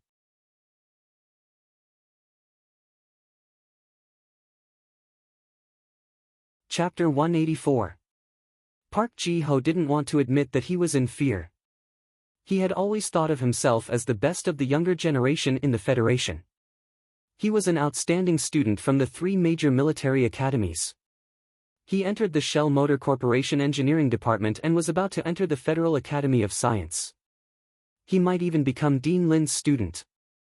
His life experience and achievements were enough to provide him with a strong sense of self-confidence. He was a young officer. Regardless of whether it was close combat or mecha combat, he was an extremely strong character. No matter how one looked at it, although the off-road vehicle couldn't move, he shouldn't be afraid. However, his slightly trembling hands made Park Ji-ho realize that he had developed a natural fear of the person beside him. Previously, when he stood on the cliff and looked down, he saw the snow-like gleam of the blade and the splash of blood. Su Li's strong strength, especially his calmness during the bloody battle, left a deep impression on Park Ji-ho. He even felt danger, which was why he chose to leave immediately. However, the opponent found him in such a short time and used a blade to cut off all his escape routes. Park Ji-ho felt a deep chill. Especially when he thought of the rumor that night at the Linyuan restaurant, even Mad Manly couldn't beat this person. His 2 hands trembled even more violently. The 2 moons in the sky were all behind the clouds. Tiger Mountain Road was dark. Only the lights at the bottom of the cliff faintly illuminated the peace of the Wan family. The car door creaked. Park Ji-ho walked out of the off-road vehicle. He lowered his head and looked at the blade tightly held in Su Li's hand. He looked at the blood that was gradually turning into a thick paste on the blade. He took a deep breath and forced himself to calm down. How did you get yourself into such a mess? A smart person would know that in this situation, there was no point in saying such things, especially when Park Ji-ho's face was pale. However, Park Ji-ho still said it because he had to take a gamble. He had to see if this young soldier named Su Lu in front of him had the guts to do it. Who sent you? Su Lu looked at Park Ji-ho's blonde hair and lowered his head slightly. His grip on the hilt of his sword tightened. When he saw Park Ji-ho, he should be able to guess the power behind him. A smart person wouldn't ask too much, but he still did. Park Ji-ho smiled bitterly and said, "It's meaningless to ask these questions. Just now on the road, you didn't even kill those people who wanted to kill you. Naturally, you won't kill me. Since you won't kill me, I won't tell you anything. I just want to remind you that in front of a truly powerful force, you are just a small fry. No matter how good you are at fighting, as long as they say the word, you will be beaten into a hornet's nest." Su Li's expression did not change at all. His head was still slightly lowered. After a while, he said, "I've always wanted to be a law-abiding citizen, but unfortunately, the Federation did not give me this opportunity. When I was in my teens, I had already killed someone." When he said this, his tone was very calm and unhurried. It was as if he was telling Park Ji-ho how to solve the spring recruitment exam questions. However, it was this calm tone that made Park Ji-ho's face, which had just improved a little, turn even paler. "I was wrong." Park Ji-ho smiled bitterly and said, "I was really wrong. I shouldn't have turned off the engine. At least, I shouldn't have pulled out the key." This was a sincere sentence, but it was a fatal mistake. Since he was using someone else to kill, there was no reason for him to appear at the scene. Park Ji-ho's mistake was that he thought he was careful enough hiding on the mountain road. He didn't expect Su Lu to be able to find him in such a short time and cut off his escape route. At this moment, he vaguely understood that the reason he insisted on standing on the cliff of Husan Mountain Road and watching this scene unfold was not to deal with an emergency. It was just that he subconsciously still couldn't forget the scene in the spring recruitment exam in nutshell. He wanted to see Su Lu, this lucky soldier, with his own eyes. He wanted to see with his own eyes Sulu, this lucky soldier, break his leg and roll on the concrete road in pain. Li Xiuzhu also made a mistake. He thought he had overestimated Sulu, but he still underestimated him. Of the 7 big families in the Federation, the Li family was known for its meticulous planning. However, in the eyes of the Li family's legitimate successor, Sulu, a small figure, was not a guy that could be deduced with common sense. Sulu was an anomaly that broke into the upper circle of the Federation. He was as hard and stubborn as a rock. His strength did not lie in the Tai family, nor did it lie in the son-in-law of the Minister of National Defense.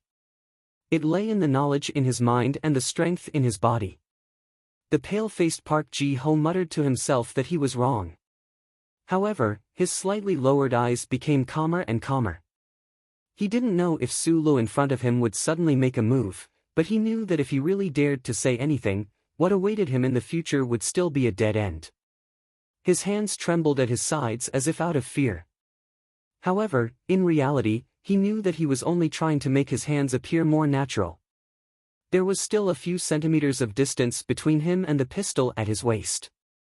With his fastest draw speed and shooting results in the military academy, Sulu in front of him, even if he really had the terrifying strength of Madman Li, only death would await him. Su Li's head was also slightly lowered. He didn't notice the hidden changes in Park Ji-ho's eyes. He also didn't notice that Park Ji-ho's expression had gradually calmed down. This was because in the mine in the Donglin district, Uncle Fengyu had reminded him more than once that in this kind of situation, he only needed to stare at the opponent's hands. Park Ji-ho's trembling hands suddenly moved. He leaned to the side like lightning and pulled out the pistol he always carried with him. Su Lu also moved. The long knife in his right hand chopped down, and the light of the knife lit up. This was a good sharp knife. Park Ji-ho's right hand, accompanied by a spurt of blood, separated from his wrist. It fell to the concrete floor together with the pistol that glowed with a metallic luster. This outstanding officer of the new generation of the Federation, with a bright future, quietly looked at his wrist that was as neat as a broken branch. He looked at the gurgling blood on it. He looked at the dazzling white bone and the threads of flesh on his broken wrist. His brows furrowed. Park Ji-ho didn't understand why Su Li's knife was so fast. Why did he dare to swing it over so unreasonably? Could it be that from the very beginning, the opponent had already made up his mind to kill him? At this moment, he didn't think that he was the one who wanted to pull out his gun and kill Su Lu.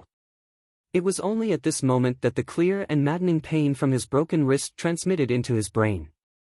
It made him feel so much pain that he wanted to die. He wanted to howl in grief. However, he couldn't howl in pain because a thin line of blood appeared on his neck. The blood began to seep down from the line. It looked like a white can of ketchup that had been cut by a knife. Park Ji-ho turned his head painfully and stared at Su Li's face in disbelief. Until the moment of his death, he still felt that this matter was ridiculous. How could a person like him, who was destined to be famous in the Federation, die so early? How could he die so quietly on Hushan Road? When he turned his head, the blood in the line on his neck flowed even faster. He used his left hand and his right hand, which only had one wrist left, to cover his throat. However, he couldn't stop his life from flowing away with the blood. He fell to the ground with a thud. He twitched a few times and then stopped moving. Su Lu looked at Park Ji-ho's body on the ground. He felt a little strange. He wasn't a master of swords. The previous chop was just a subconscious reaction under the dangerous situation. The blade was aimed at his wrist. He didn't expect the blade to be slightly deformed when it was clipped by the door of the off-road vehicle. The sharp tip of the blade actually swept past his neck. This wasn't the first time he killed someone. When he killed someone for the first time, he was still very young. That night, it was raining heavily in the garbage dump behind Bell Tower Street. The sharp hydraulic pipe was so light in his hand. In the underground parking lot of Lin High Gymnasium, Su Lu had also killed several people, but that was in the middle of a battle after all. Today, he had only met Park Ji-ho a few times, but he had clearly seen him die in front of him. Sulu always thought of himself as a good person. He also wanted to be a good person. However, would a good person kill someone? This was a philosophical question. He didn't want to think about it. He looked at Park Ji-ho's body on the ground. He didn't want to vomit or blame himself. He just felt a little confused. However, the confusion only lasted for 3 seconds. He turned around and walked down the cliff. "Fasten your seatbelt," Sulu whispered to Zhou in the passenger seat. He had already taken off his blood-stained vest. He found a spare shirt in the trunk and put it on.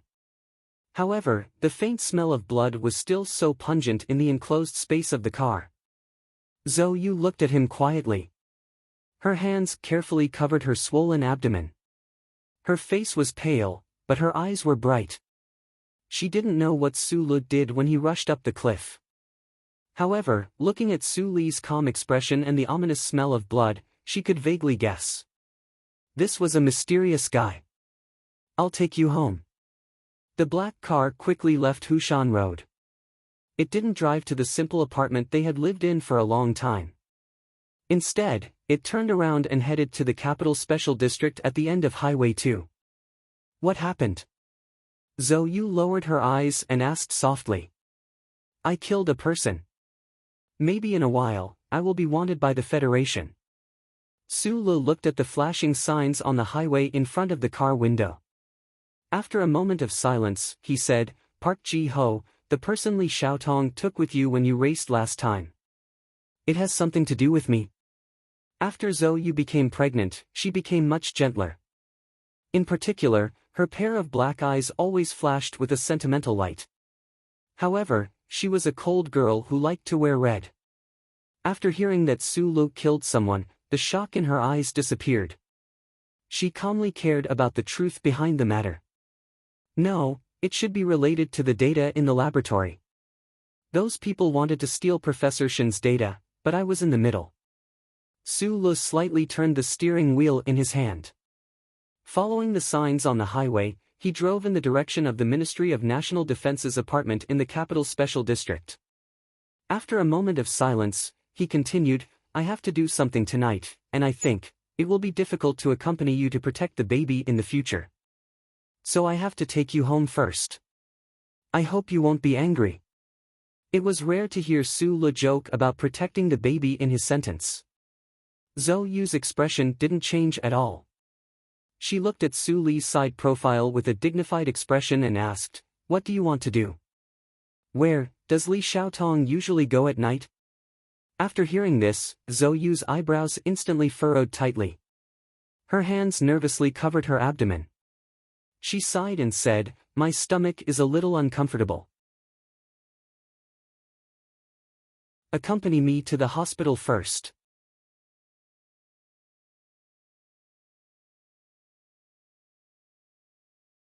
Chapter 185.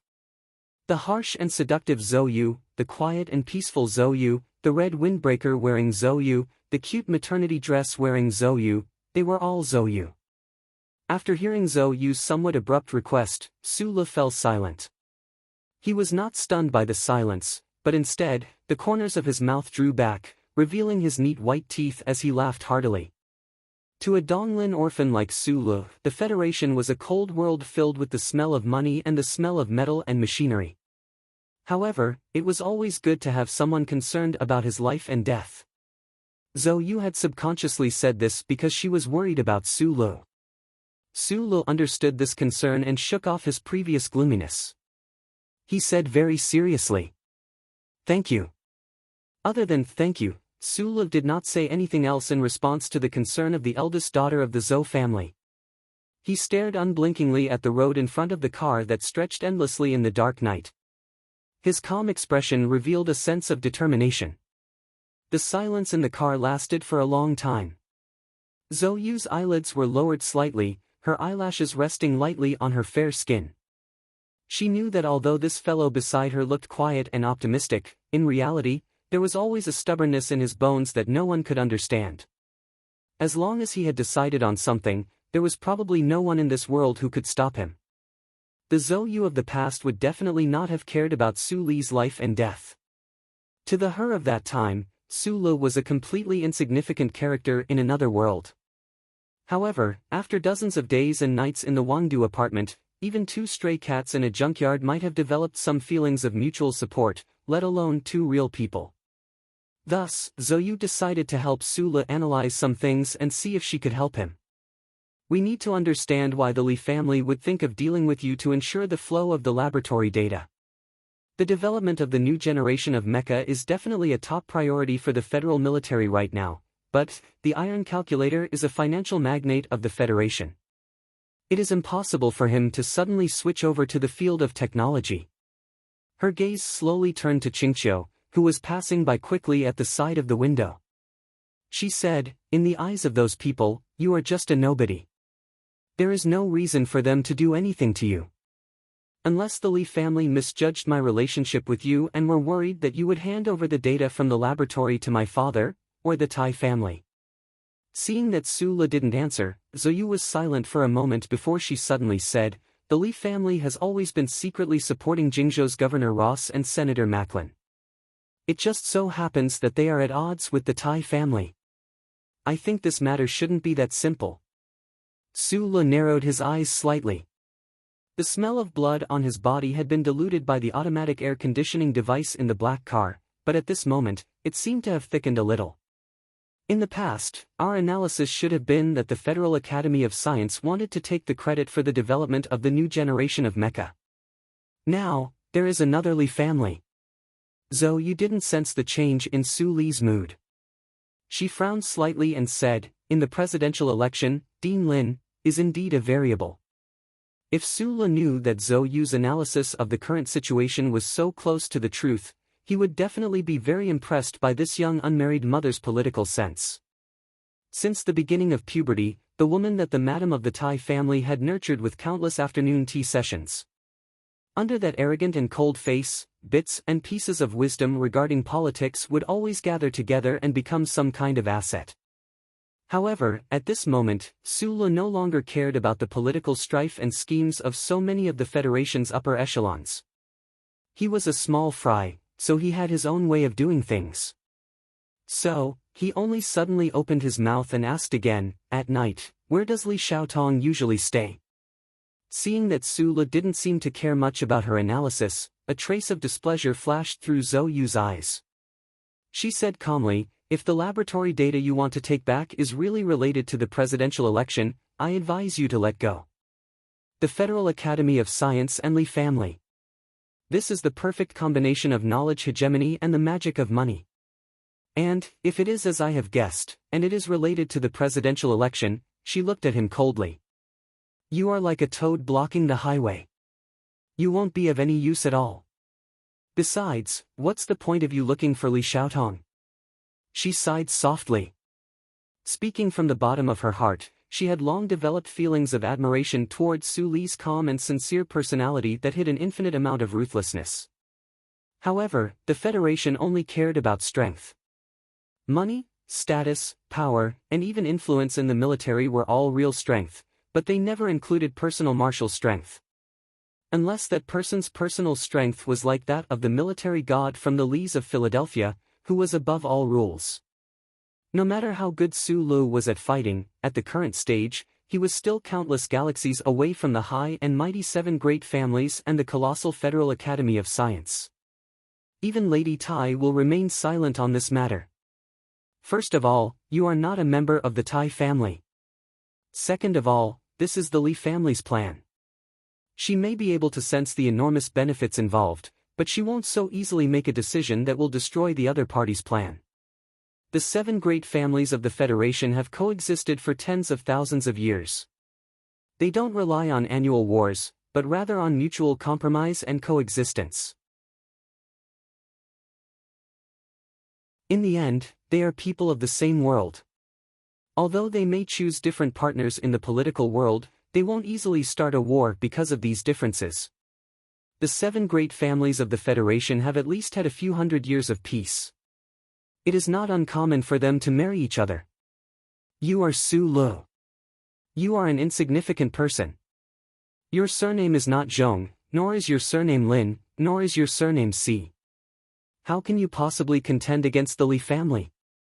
If you are really my man, perhaps this matter can still be turned around. I don't mean that you might be able to steal back the data in the laboratory, but I mean that you won't be dragged into prison because of this matter. Zhou Yu didn't hold anything back anymore. She directly analyzed all the possibilities for him to hear. Su Le listened silently, but his expression didn't change at all. His small eyes narrowed slightly, and he said slowly, "When I first started working in Old Shen's laboratory, I once told myself that I might have met a strange person. I even thought very self-deprecatingly that it couldn't be that this strange person would really take me as his last disciple and pass down all his legacy to me. What I didn't expect was that Professor Shen really did leave that laboratory to me in his will. Leaving aside the use of the data in the laboratory for the Federation's first-generation mecha, to be able to ensure that after Professor Shen's death, the normal citizens of the Federation will forever remember him." Su Li's eyes narrowed even more. He said, "Even if there were only a few pieces of paper in that laboratory, I wouldn't let anyone snatch those pieces of paper away." Zhou Yu was silent. She understood Su Li's meaning. It was just like the famous saying from the distant imperial dynasty tens of thousands of years ago, "The monarch treats me like a country scholar, so I return the favor like a country scholar." This saying was actually not very accurate to describe Su Li's current mood, but there wasn't much of a difference in his emotions. Towards the old man's unwarranted trust and great trust, other than unhesitatingly persevering, there was no other way. The 7 great families of the Federation and those politicians could play politics, compromise or give in to each other. They would give you some leeway here and seek tacit benefits elsewhere. These were all methods. However, Su Le didn't have the qualifications to play these games, nor did he have such thoughts. He had no way out, so he could only continue forward. The black car stopped at the side gate of the West Mountain compound of the Ministry of Defense. In the shadows, fully armed soldiers were standing guard, but no one cast a glance at the car. Zhou Yu put down the phone, turned her head, and looked deeply at Su Le. She said, "When an ordinary man is angry, he has to have a reason to be angry and know when to advance and when to retreat. Although Park Ji-ho is one of his people, this matter isn't necessarily his doing." Su Le was enlightened. He lowered his head and said, "Understood. Don't worry."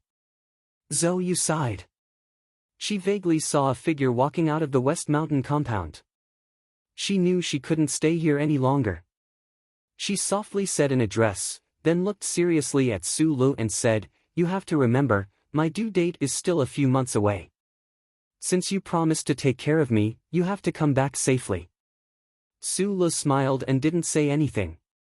However, in his heart, there was a hint of sadness that he hadn't felt for a long time. If he really had a direct confrontation with the Federal Academy of Science and the Li family, how could he, who had just killed someone, return to that simple apartment in Wangdu? The black car left the West Mountain compound of the Ministry of Defense and drove towards the address that Zhou Yu mentioned. He saw from the rear-view screen that Zhou Yu had already been picked up by a middle-aged woman and Zhou Yu. He was relieved. Driving between the sometimes quiet and sometimes bustling buildings of the capital special district, Su Le thought for a moment, then used the car phone to dial a number. A moment later, he heard Butler Jin's slightly hoarse voice. "Tai Ziyuan said that if I run into any trouble, I can call you." Su Li's right hand held the streamlined microphone. He was a sincere and down-to-earth young man, but that didn't mean he was a pedantic guy. Back at the capital spaceport, Madame Zhong's business card was still in his pocket. This fully showed that, at certain moments, he was willing to lower his head and seek the help of these truly important people. At a critical moment, to blindly brag about one's loftiness and not ask for external help, fighting with one's saber. That was stupidity, not an outstanding quality. However, listening to Butler Jin's slightly bland reply, which was very much like the sound of fruit juice mixed with it, Su Li's expression gradually became serious, and the microphone beside his cheek seemed to become cold. Should he report to Lady Tai tomorrow? Su Le didn't hide anything during the phone conversation. He directly told Butler Jin about Zhou Yu's speculation and the importance of the laboratory data that he wanted to protect. However, Butler Jean continued to reply calmly. The 7 major families of the Federation were involved in the interests that the iron scheming family wanted. Butler Jean naturally couldn't promise Sulu a single word. This was something that Sulu could think of. However, Butler Jean's tone made him narrow his eyes. It's too late tomorrow. Although the director of the 3rd department said that the laboratory would only be sealed the day after tomorrow, Sulu knew that once the news of Park Ji-ho's death spread, it would be very difficult for him to enter the research institute again. Furthermore, the other party would definitely speed up the pace of seizing the laboratory data. If nothing unexpected happened, the technical director of the research institute, who obviously had a background in the Academy of Science, would directly take over Professor Shin's laboratory with the written order of the board of directors tomorrow morning and remove all the data related to quantum measurability.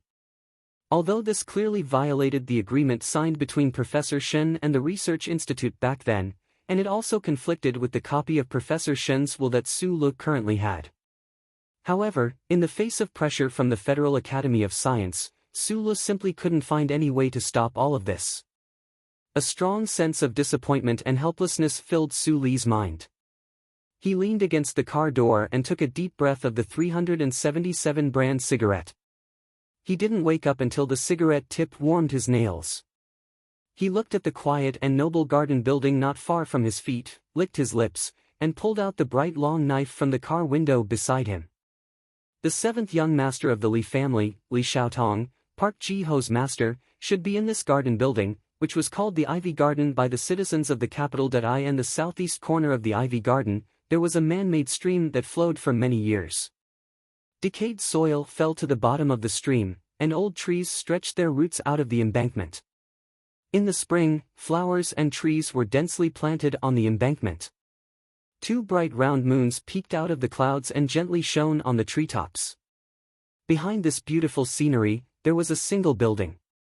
The appearance of the building was not very eye-catching, but the ancient style of the hooked eaves, although it didn't show the temperament of the owner of the building, at least it showed the owner's economic strength. This was the best and most remote location in the Ivy Garden. The rich people who lived in the front didn't know who this building belonged to. The 7 families of the Federation lived in the Federation, but they were like the shadows of the clouds, not easily showing their true faces.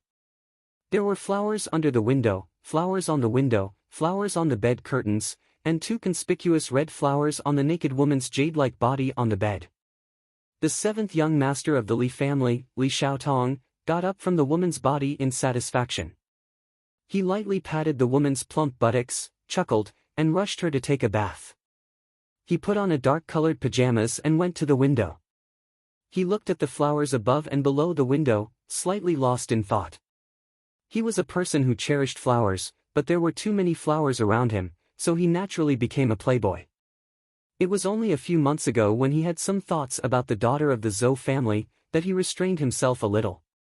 But he didn't expect that the eldest daughter, who was used to using arrogance to cover up her loneliness, was actually pregnant. Li Xiaotong returned to his original playboy life. This afternoon, Li Xiaotong had found a piece of information that made him angry, so he was not in a good mood. Although he was still gentle and decent in front of that woman, once the pleasure was over, he felt a little lonely and sad. He was the 7th young master of the Li family, but in front of that beautiful man, he didn't have any glory. That person didn't even need to fight, and the people he liked would abandon him one after another and throw themselves into the arms of that person, because that person was the true successor of the Li family. The moment he thought of this, the dark and ruthless look in his deep facial features and dark and calm eyes suddenly became a bit thicker. He was originally an extremely outstanding person. Casually standing among the flowers, he was like an untamed plum, disdaining to move no matter how the snow clouds moved in the sky and the snowstorm hit his body. It was also because of this coldness that occasionally leaked out that he was evaluated as having a sinister temperament in his family. Just that he looked a bit sinister, but what did that have to do with his temperament?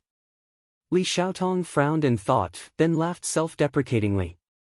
Since he was evaluated as having a sinister temperament, then he deliberately acted more sinister these past few years. In any case, he couldn't win against that person, so there was no need to fight. At the age of 16, he was selected as the second successor of the Li family. At that time, Li Xiaotong was so well regarded, but after being suppressed for so many years, he knew that he wasn't that person's opponent, so he simply gave up. With the Li family's inexhaustible wealth, he wandered around the nightclubs of the major planets of the Federation, driving that silver wraith, lonely and lonely. Li Xiaotong silently sat on the sofa by the window, slightly raising his head, looking at the bright moon outside the window and the short flowers and trees on the windowsill. After that woman finished bathing, she would leave and never come back to this room. This was his rule. A gust of night wind blew in, and the thick cyan curtain by the window moved slightly. Li Xiaotong's pupils slightly shrank and his hands subconsciously reached back, but immediately stopped. The tip of a knife that reflected the white moonlight appeared in the cyan curtain. At this moment, the knife's light was so dazzling. Almost at the same time, the door of the room silently opened, and a man in dark clothes aimed a pistol behind the curtain. The black metal barrel of the gun was so cold at this moment. Seeing that man's arrival, Li Xiaotong's narrowed pupils gradually relaxed, but he still didn't move at all, quietly looking at the tip of the knife. Since the man with the gun didn't shoot directly, it meant that he thought that the person behind the curtain with the knife could hurt him even if he was shot. Li Xiaotong's greatest strength was that he never underestimated anyone, and he trusted the judgment of a professional, so he didn't move at all. After staying on the mountain behind the ivy garden for a long time, Sula finally found a chance to approach this independent building. With the amazing strength trained by Uncle Fengyu, he wouldn't be afraid even when facing the special elite of the military, but it was so difficult to quietly break through those defenses. He finally understood that the 7 great families of the Federation were not ordinary forces, and even a second-generation figure like Li Xiaotong had such a strong security force around him. While Li Xiaotong was enjoying the pleasure of a man and a woman, Sula secretly sneaked into the room. At this time, the bodyguard shouldn't be in the room, so this was the best opportunity. However, what shocked Sulu was that before he could do anything, the bodyguard in dark clothes quietly opened the door and pointed a gun at him. A trace of dangerous aura filled the entire room. Sulu slowly walked out from behind the blue curtains. He didn't look at the 7th young master of the Li family who was sitting on the sofa next to him. Instead, he narrowed his eyes and looked at the middle-aged bodyguard with a gun at the door. Even if the middle-aged bodyguard didn't have a gun in his hand, he was still an extremely dangerous person. Su Li's eyes narrowed even more. Previously, he didn't hear any footsteps outside the door, and he didn't even hear any breathing. How did this person appear? How could he be so powerful? The middle-aged bodyguard in dark clothes was also quietly looking at Su Lu. His right shoulder was slightly drooping, and his muscles were extremely relaxed. The special pistol in his hand moved precisely with Su Li's every step. As long as he wanted to, he could pull the trigger at any time and kill Su Lu. However, he didn't because Su Li's left hand was protecting the upper half of his face. This posture looked a bit wretched, and it was obviously impossible to block a bullet with one arm. However, the middle-aged bodyguard's expression gradually became dignified. In fact, apart from the Tai and Zhong families, the 7 families of the Federation didn't really worry about the safety of their descendants. This was because those families had many children. Since it was impossible for the enemy forces to use this method to deal a fatal blow to these families, they naturally didn't want to use this kind of iron-blooded method to attract the endless revenge of these families. Even so, there would still be people responsible for the safety of these second-generation children of the 7 families. This was especially true for second-generation heirs like Li Xiaotong. Whether he was willing or not, there would be an extremely terrifying expert protecting him on his left and right. At this time, the middle-aged bodyguard who forced Su Lu into a desperate situation was precisely such a person. This middle-aged bodyguard's face was ordinary, but his body under his clothes was like a gun that could break free at any time and cut through everything in front of him, directly taking the enemy's life. Su Lu felt this kind of threat, so he didn't dare to move lightly. In the past few days, the most powerful people Su Lu had seen should be that fatty Captain Tian and Madman Li. A monster like Uncle Fengyu was naturally excluded. However, Perhaps because the situation was different, neither Captain Tian nor Madman Li gave Su Lu a stronger sense of danger than this middle-aged bodyguard at this time. The Federation was indeed full of hidden dragons and crouching tigers. Existences like the 7 great families were indeed not something that could be challenged by mere brute courage. Just as Su Lu felt a faint sense of regret, he didn't know that Li Xiaotong and the middle-aged bodyguard who had been silent all this time became even more vigilant after seeing his face clearly. A person who could quietly sneak into the bedroom of the 7th young master of the Li family and use only a long knife in his hand to make the middle-aged bodyguard not dare to move lightly was really rare in the Federation. There were rumors that after I left Linyuan that day, you and Madman Li fought to a draw. I always thought that it was an exaggeration. My big brother thinks that Madman Li deliberately gave you a chance to become famous because of that Crown Prince and Miss Zhou family. In the tense silence, the 7th young master of the Li family, Li Xiaotong, suddenly looked at Su Li's face and laughed. He lightly clapped his hands and said, "Only today did I know that the rumors were true." His expression suddenly calmed down, and a trace of sternness flashed through his gloomy eyes. He slowly said, "Even Madman Li can't quietly approach my bed. I'm really curious, Su Lu, how did you do it?" Su Lu had his own secrets. In the capital ring, he dared to fight against the forces that had been passed down for thousands of years in the Federation. The skills that Uncle Feng Yu had left for him naturally had a channel to use. At this time, he naturally couldn't explain anything to Li Xiaotong. When he heard Li Xiaotong call out the intruder's name, the middle-aged bodyguard's expression became even colder. Since the intruder knew Li Xiaotong and dared to come in without hiding, he naturally had the intention to fight to the death. It wouldn't matter if it was a normal person, but the middle-aged bodyguard clearly knew that the ordinary-looking young man holding a knife behind the curtain was definitely not a normal person. He took a few steps forward. Su Li's eyes narrowed. He noticed that the man's shoulders and arms didn't tremble at all when he took a step forward. The gun muzzle was terrifyingly steady. He couldn't let this person come any closer. When he was within 5 steps, even if he died, he wouldn't be able to threaten Li Xiaotong's life. To Su Li's surprise, Li Xiaotong smiled and said to the middle-aged bodyguard, "Brother Zheng, don't be too nervous. Su Lu is my friend." Su Lu and Li Xiaotong had only met once and a half. Naturally, they weren't friends. He didn't quite understand the deeper meaning of this sentence. "You want to kill me?" Li Xiaotong was still sitting on the sofa, and his gloomy face gradually relaxed. "I'm not a normal person. If you kill me, the Bureau of Proclamation will definitely put you on the wanted list. Whether you can escape or not, your life will be ruined." At this time, Su Lu said the first sentence after entering the room, "I've already killed Park Ji-ho." Hearing this, Li Xiaotong didn't look nervous or angry at all. After being slightly startled, he laughed. His laughter grew louder and louder. It was actually an indescribable joy and satisfaction. The laughter gradually stopped. His cold and gloomy face instantly relaxed. He said calmly, "Good kill."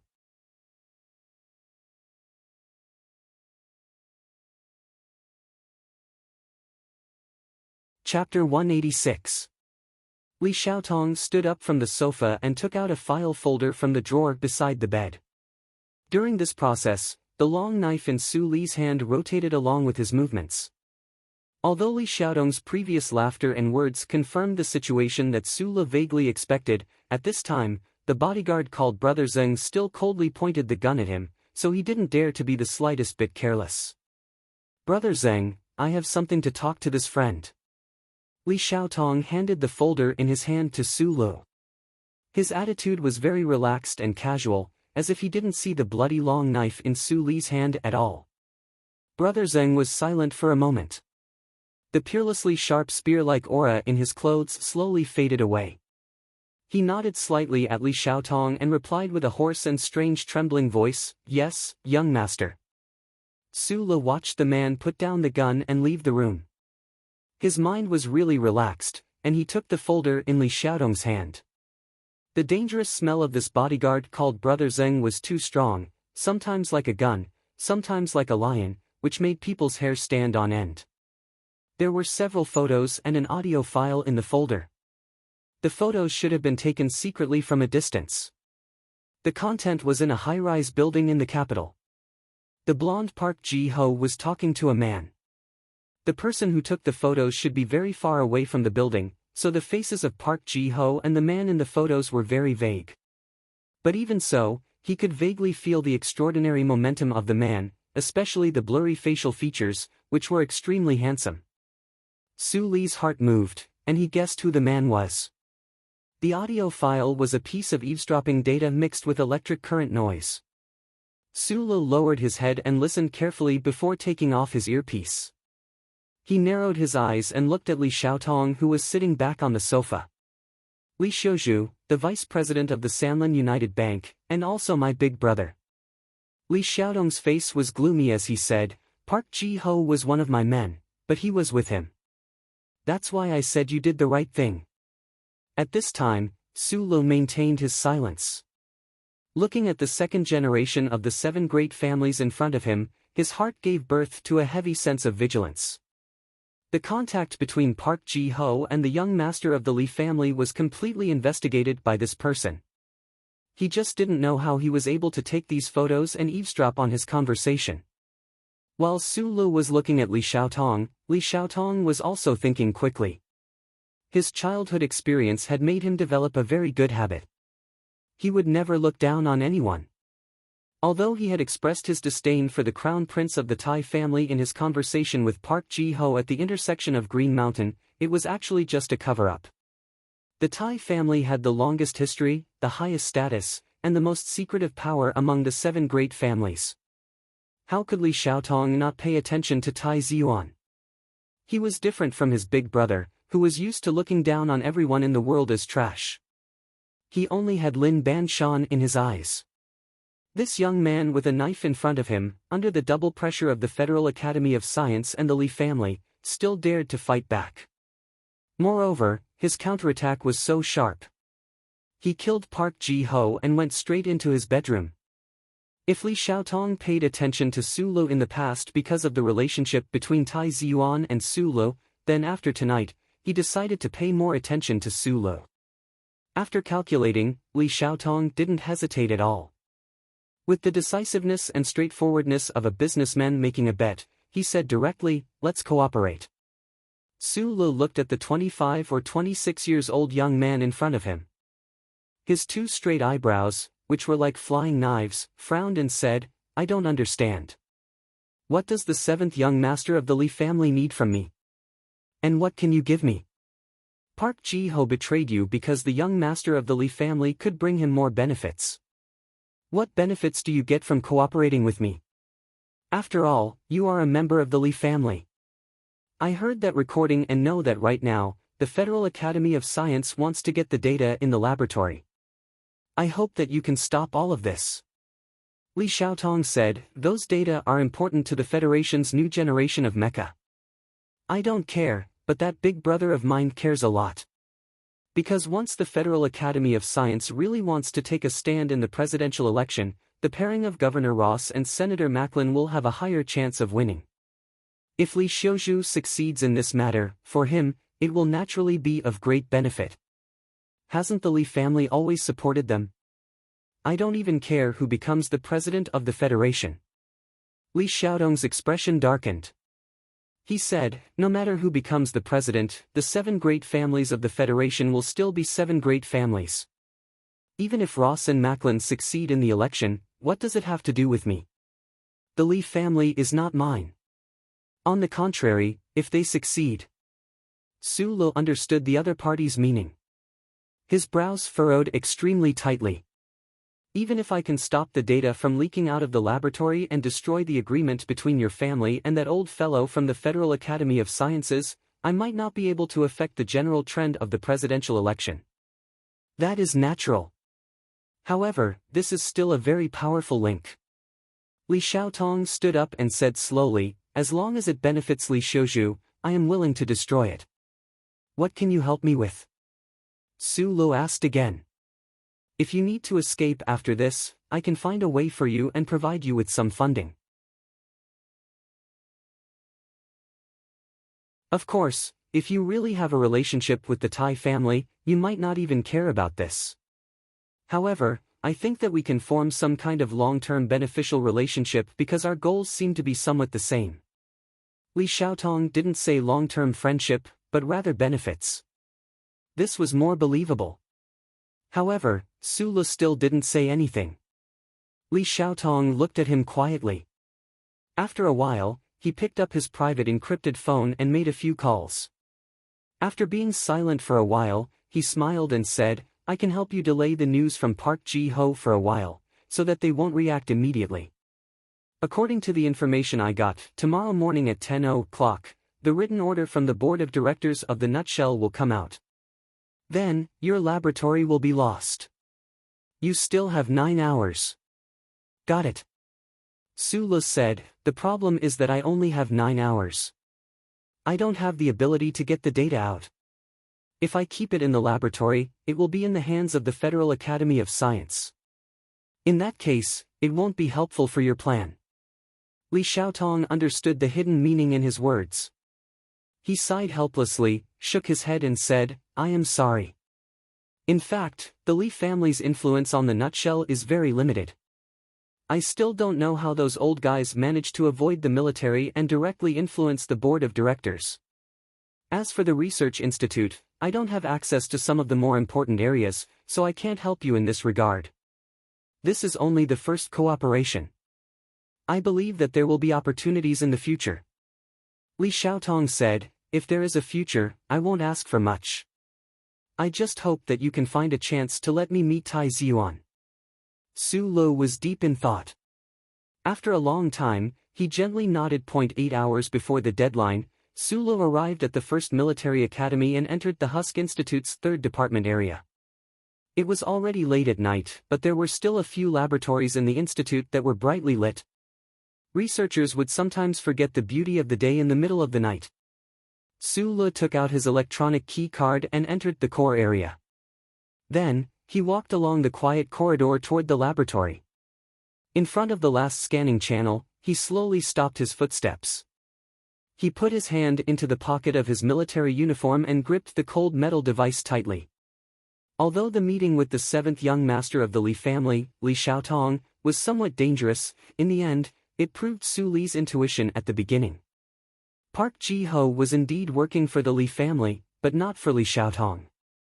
In the eyes of the 7th young master of the Li family, the position of the head of the Li family was what he needed to consider the most. As for the overall benefit of the Li family, the development of the Federation mecha, and the results of the presidential election, none of these were in the mind of the gloomy young man. The cooperation seemed to be successful, but in reality, Su Le couldn't help Li Xiaotong much. With Li Xiaotong's current strength, he couldn't help Su Le either. And this cooperation was basically hidden under the surface, just a loose psychological connection. He pressed the small button and narrowed his eyes.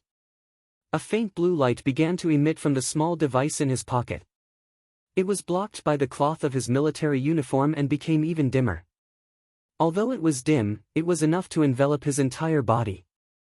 There was not a single person in the quiet corridor. Su Le didn't hesitate or show any fear. He directly walked toward the scanning channel. A very strange thing happened at this moment.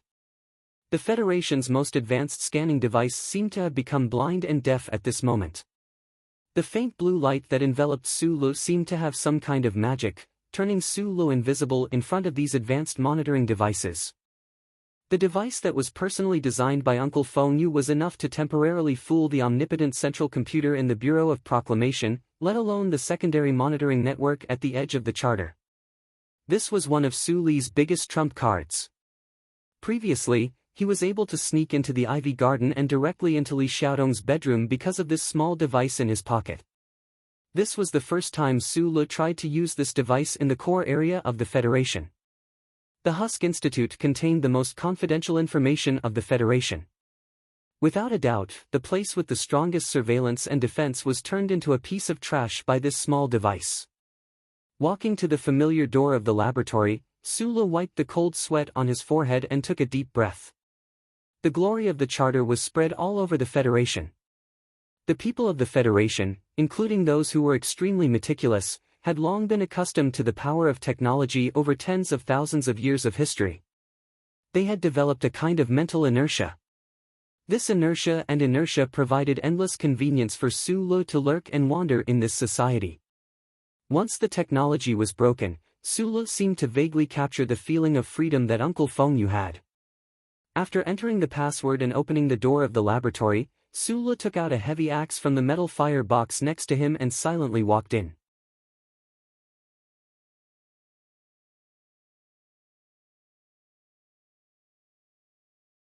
Chapter 187. In the Federation, no one could cover the sky with one hand. The president couldn't, the old man from the Lees of Philadelphia couldn't, and the lady from the Tai family couldn't either. Everyone could at most cover the blazing sun in front of their eyes and clear up the sky above their heads. Money could do anything, but it wasn't omnipotent. Although the Lee family had already put all of their efforts into the presidential election, they were still careful and meticulous in their planning. They didn't let go of any link that could affect the voters. The Federation's new generation of mecha development involved the shameful agreement between Senator Macklin and Dean Lin, so they naturally wouldn't ignore it. However, even if the Federal Academy of Science and the Lee family worked together, they still couldn't completely influence the Shell Motor Company. Thus, they needed the data in the laboratory, but they still had to follow the rules of the game and wait for the written order to arrive. If that young second lieutenant really didn't have any background, or if he had naturally retreated under great pressure, perhaps Li Shouju wouldn't be so distressed. The problem was that until today, he still didn't know how deep the relationship between that young second lieutenant named Su Lu and the Tai family was. He had some misgivings, so his methods had some twists and turns. Thus, he let Park Ji-ho use those underhanded methods to temporarily remove that young second lieutenant from this matter. Park Ji-ho was one of Li Xiaodong's people. Li Shouju didn't expect the knife he borrowed to be able to fool many people and make Old Seven uncomfortable, but at least he hoped it could be hidden for a while. His main concern was whether or not this knife was strong enough, sharp enough, and qualified enough to be used by him in the future. When his secretary told him of Park Ji-ho's death, he was sitting on the sofa by the window, looking at the thousands of lights below. The normal red wine in his hand swayed slightly. A trace of shock flashed through Li Shouju's eyes, but it quickly returned to calmness. It seemed that the knife he had his eyes on wasn't tempered and broke so cleanly. He thought of that young second lieutenant again, and for a moment, he felt an inexplicable sense of vigilance. All of the good feelings he had accumulated during dinner were completely washed away. Li Shouju shouldn't be wary of Su Lu. That was an outsider who had lost his way and entered the circle. He didn't have any foundation to speak of, and even more so, he couldn't be a threat to him. Even if the other party knew about their plan from Park Ji-ho, there was no time to stop the sealing of the laboratory tomorrow morning. The problem was that it was already 2:00 in the middle of the night. After the police found Park Ji-ho's body, they estimated that he died at 9:00 last night. Li Shouju didn't have the habit of contacting his subordinates directly. Since it was a secret plan, Park Ji-ho wouldn't report it after it was done. Therefore, these few hours of idle time did not attract his attention. However, Park Ji-ho was dead. He should have been the first to know the news, but it seemed that some people had delayed it for a few hours. What can I do in a few hours? His extremely handsome face gradually turned cold as he gently turned the wine glass in his hand. Suddenly, he laughed self-deprecatingly and shook his head. After making a phone call, he no longer cared about this matter. Although the young second lieutenant was an unexpected variable, it couldn't affect the overall situation. That guy named Su Lu couldn't have stolen the data from the Husk Institute's laboratory. This had nothing to do with ability, but with the system. The Federation's system was always stronger than an individual's ability. The soft and pleasant sound of electric current was very clear in the quiet laboratory. In the Federation's cutting-edge technology laboratory with low-noise technology, if it weren't for Su Li's amazing hearing, he probably wouldn't have been able to hear this music-like sound. The index tree and data axis on the holographic screen quickly flipped, and the schematic of the file shredding continued to operate. Su Lu had already taken off his military uniform. His hands quickly entered the operation instructions on the holographic screen desktop. Beads of sweat covered his forehead.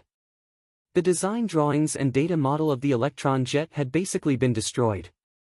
This part of the data was the result of his recent cooperation with Professor Shen. It wasn't entered into the Federation's database management system, so it was very easy to delete. Plus, this was his own research, so even if it was destroyed, it wouldn't be too difficult to pick it up again in the future. The hissing sound of the file shredding was accompanied by the faint sound of electric current. It was like a simple but extremely beautiful concerto.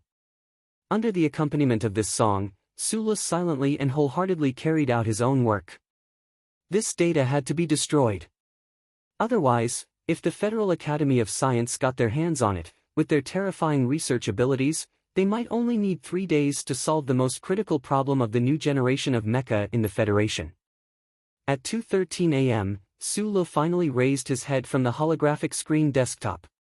He let out a tired breath, feeling the aches all over his body and the hunger in his stomach.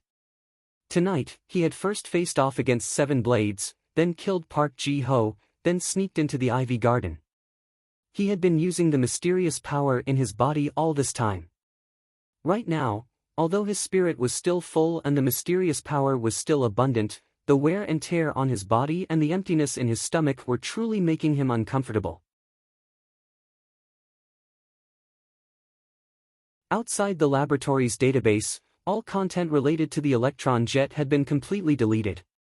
In order to erase all traces, Su Li's fingers didn't stop working for a moment. The database searching ability that had been forcefully trained by Professor Shen was put to good use at this moment. The data content was all outside the database. Presumably, the people who would take over the laboratory tomorrow morning would not notice anything strange. After doing all this, Su sat in the chair beside the holographic screen desktop. He was silent for a minute, thinking for a minute, and resting for a minute. The trip to the Ivy Garden at least confirmed Zhou Yu's analysis in the black car. The Federal Academy of Science wanted Professor Shen's research results, and the Li family secretly helped. The bridge between them was Ross and Medellin, 2 politicians who were determined to win the presidency. This combination was truly frightening. Su Le naturally wouldn't completely trust Li Xiaodong's cooperation with him.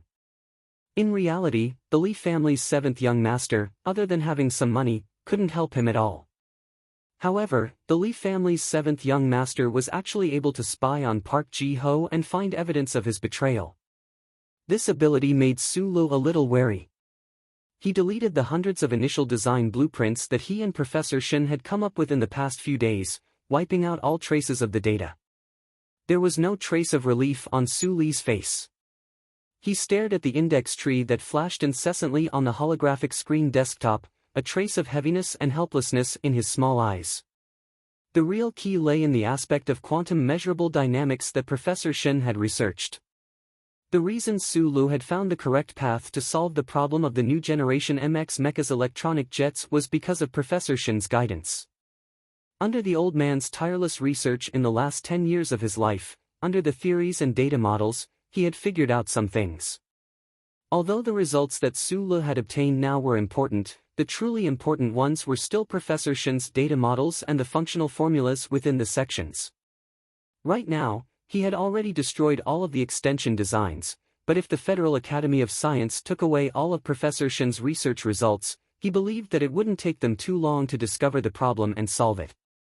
That highly respected head of the Federal Academy of Science, as well as those disciples and grand disciples of his who occupied key positions in the Federation's scientific community, were definitely not incompetent people.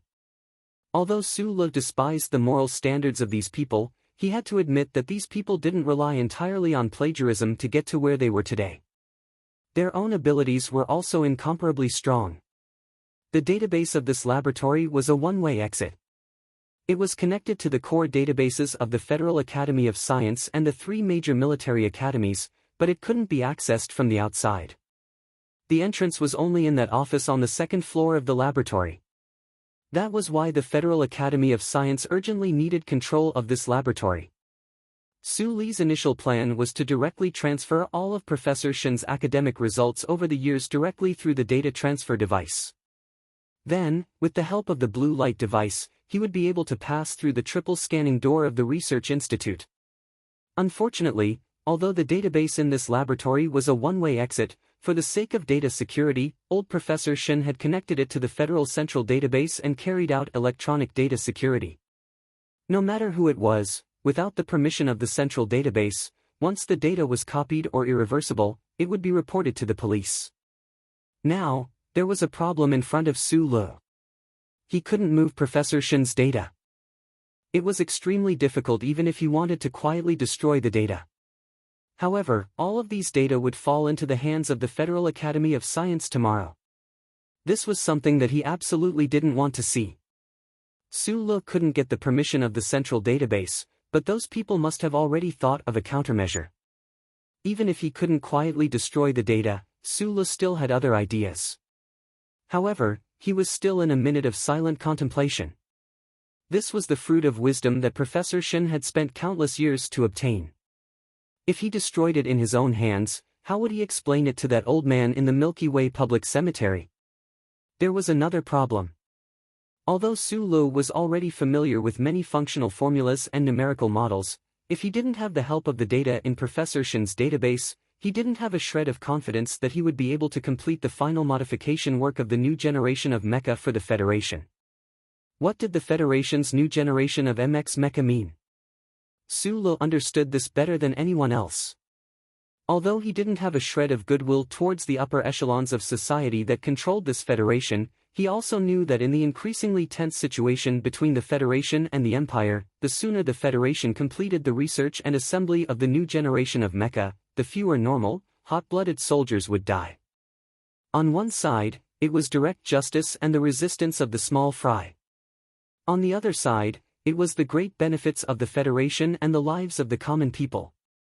To stay or to be destroyed, that was the question. 1 minute later, Su Lu stood up from his chair and stopped thinking about this question. He couldn't understand, so he could only act according to his instincts. From the database storage rack in the second-floor office, he pulled out the hard storage boxes that were connected to the data cables and power cables. Su Lu looked at these metal objects and couldn't help but pause for a moment. He knew that his next action would destroy Professor Shen's lifetime of hard work. At this moment, he began to struggle in his mind. If it's not yours, then you shouldn't have snatched it. Su Lu took a deep breath and said in a low voice, "Fuck you." He spat on his hand, raised the heavy peace axe in his hand, and smashed it down viciously and decisively at those data storage boxes.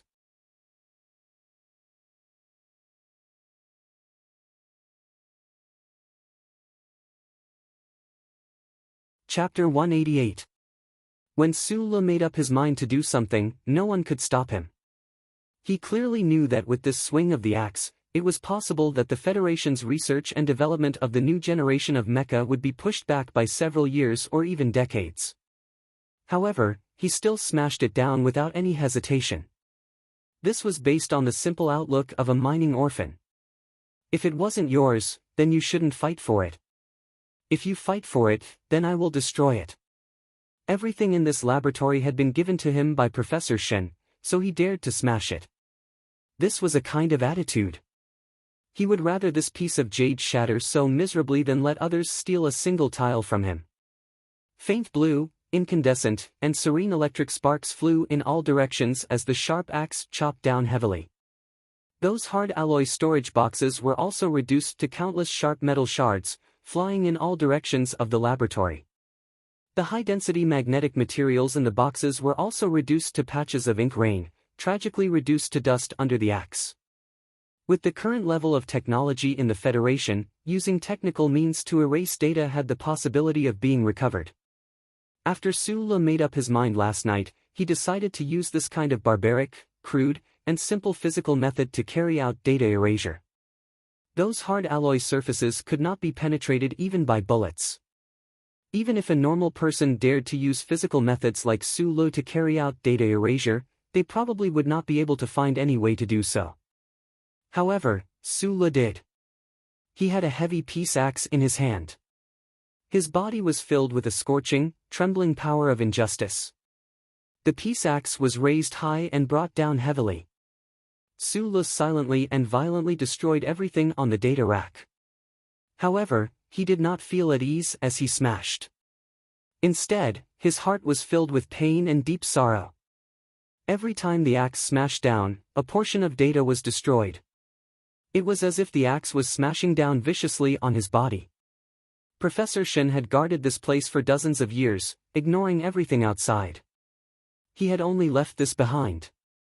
Although he still did not obtain any results from this, he had left behind countless research fruits of wisdom in the process. At this moment, however, they were gradually disappearing under the heavy peace axe, just as Li Xiuzhu had envisioned. In the face of the Federation's powerful system, no one could steal the data in the research institute.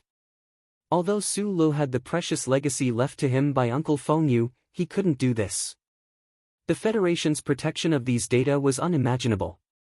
However, what Li Xiuzhu didn't expect was that the young second lieutenant named Su Lu would choose such a bloody way to destroy everything here once he realized that the data couldn't be transferred away. Su Lu had no way to quietly remove the data, and he couldn't even secretly erase the data. In front of the Federal Academy of Science, the Iron Mathematicians, and the shadows of those political figures, there was no way for him to protect Professor Shen's legacy. The Tai family was still silent. He was just a researcher. What could he do? What he could do was what he was doing now, what the axe was doing. When the peace axe hit the data storage box on the shelf for the first time, breaking the hard alloy surface and damaging the high-density magnetic material inside, the lights in the laboratory suddenly dimmed. Then, the emergency lights began to flash quickly. At the same time, a sharp alarm sounded. Immediately after, the alarm began to sound in the corridor outside the laboratory. It was sharp and ear-piercing. The sound was urgent and frightening. The alarm systems of the 3 departments of the Husk Institute were activated at the same time.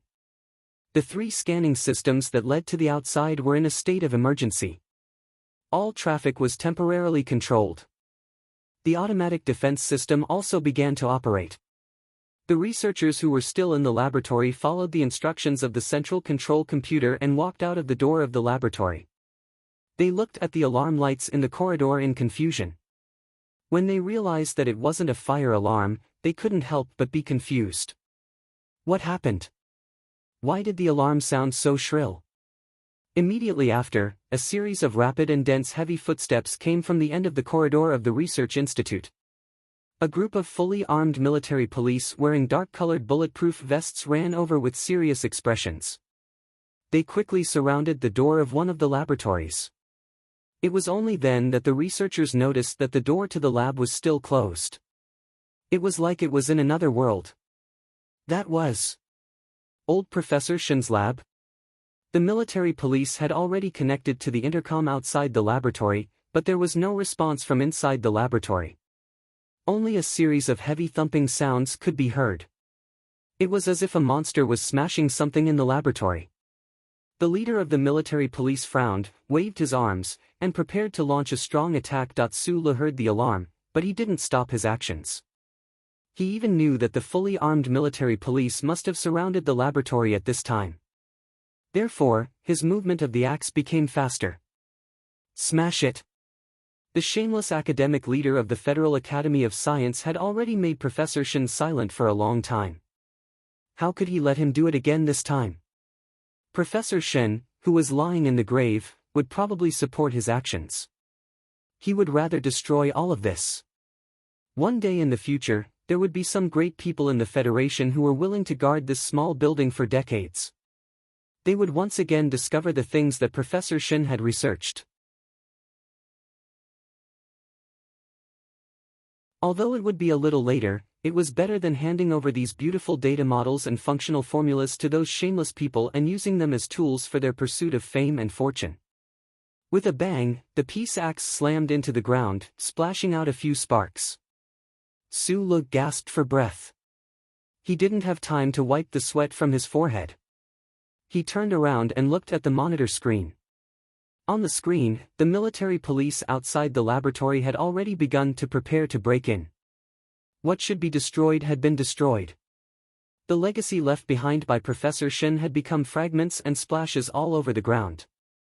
Su Lu believed that the peace axe, attached to his own power, had done extreme physical damage. It would be extremely difficult for the masters of the Federal Academy of Science to recover the data. However, at this moment, Su Li's eyes narrowed. His pupils shrank nervously. This was because he found a line of characters flashing on the screen. Core data has been successfully transferred. Temporarily saved in Area B. Su Li's hand holding the peace axe trembled. He suddenly turned his head and stared at the row of backup storage devices behind the data rack. Suddenly, a strong sense of unwillingness and despair rose in his heart. Transferred. The heavy axe fell countless times and destroyed the data boxes. However, the data had been automatically transferred to Area B. Su Lu looked at the flashing characters on the screen with a strange expression on his face. His whole body started to tremble. He knew that he had failed. The electronic security of the central database was stronger than he had imagined. He had clearly cut off the data line in advance, so how could the data be transferred from Area A to Area B without any problems? The strong sense of unwillingness and anger turned into disappointment, and then despair. Su Lu silently looked at the characters on the screen that indicated the successful transfer of data. He lowered his head and closed his eyes. He heard the sound of the laboratory door being broken open. He angrily said in a low voice, "Motherfucker." The central database of the Federation was in the Federal Central Computer. It was about 40 kilometers away from the Husk Institute's 3rd Division, deep underground in the Federation's Bureau of Proclamation. The light of the First Charter shrouded the universe. Su Lu wanted to erase the security data recorded by the Federal Central Computer with a peace axe. At this moment, it seemed so absurd. However, what Su Lu did not expect was that for the Federal Central Computer, the information node behind his neck was no stranger to the message sent by the Federal Central Computer. What was even more incredible was that after the strange second type of connection, no one in the Federation knew that the omnipotent Central Computer had established an observation system for Su Lu and reserved a data reciprocation channel. In the quiet night, deep underground, a line of characters quietly appeared at the bottom of the 2D display screen of the Federal Central Computer. Citizen number, SLAT 510200431X. Information node is abnormal. Name, Su Lu. Note, suspect number 72 with abnormal situation. Note, number 1 type of contact target. Note, this citizen is the first long-term observation target. Before the 5-person team replies, ensure the survival of this target's data. Note, the data reciprocation channel has been connected. Establish active contact to repair abnormal status. Do you accept? Humans had resentment and unwillingness. Violent fluctuations in the mind could cause humans to erupt with great potential in an instant, or cause the body to fall into a strange state. Su Lu did not. He just stared fixedly at the holographic screen and continuously cursed his mother in the central database. At this moment, he did not know that the central database was the first charter computer that he feared the most. However, his anger followed his heart. His anger, his despair, the torment of the night, and the mental exhaustion caused the burning torrent in his body to rapidly return from its state of spreading in his limbs to his back and waist. When it passed through the back of his neck, it vaguely touched something and produced a sharp pain. At this moment, the door of the laboratory had already opened. The fully armed military police had already rushed in. They aimed the guns in their hands at Su Lu and were shouting something loudly. However, Su Lu felt a pain in the back of his neck. Then, he realized that the movements of the military police had become extremely slow. Was there something wrong with his eyes? No, it was a black eye. He was shocked to find that his eyes had turned black and he had fallen into a strange and familiar state. He had fallen into a black dream again. A line of white symbols of light came from afar and entered his eyes. Establish active contact. Do you accept? Su Li's entire body was cold. In an instant, who knew how many past events he thought of? After a moment of confusion, he asked with a trembling heart, "Who are you?" After a long silence, the symbols of light turned into a line of words.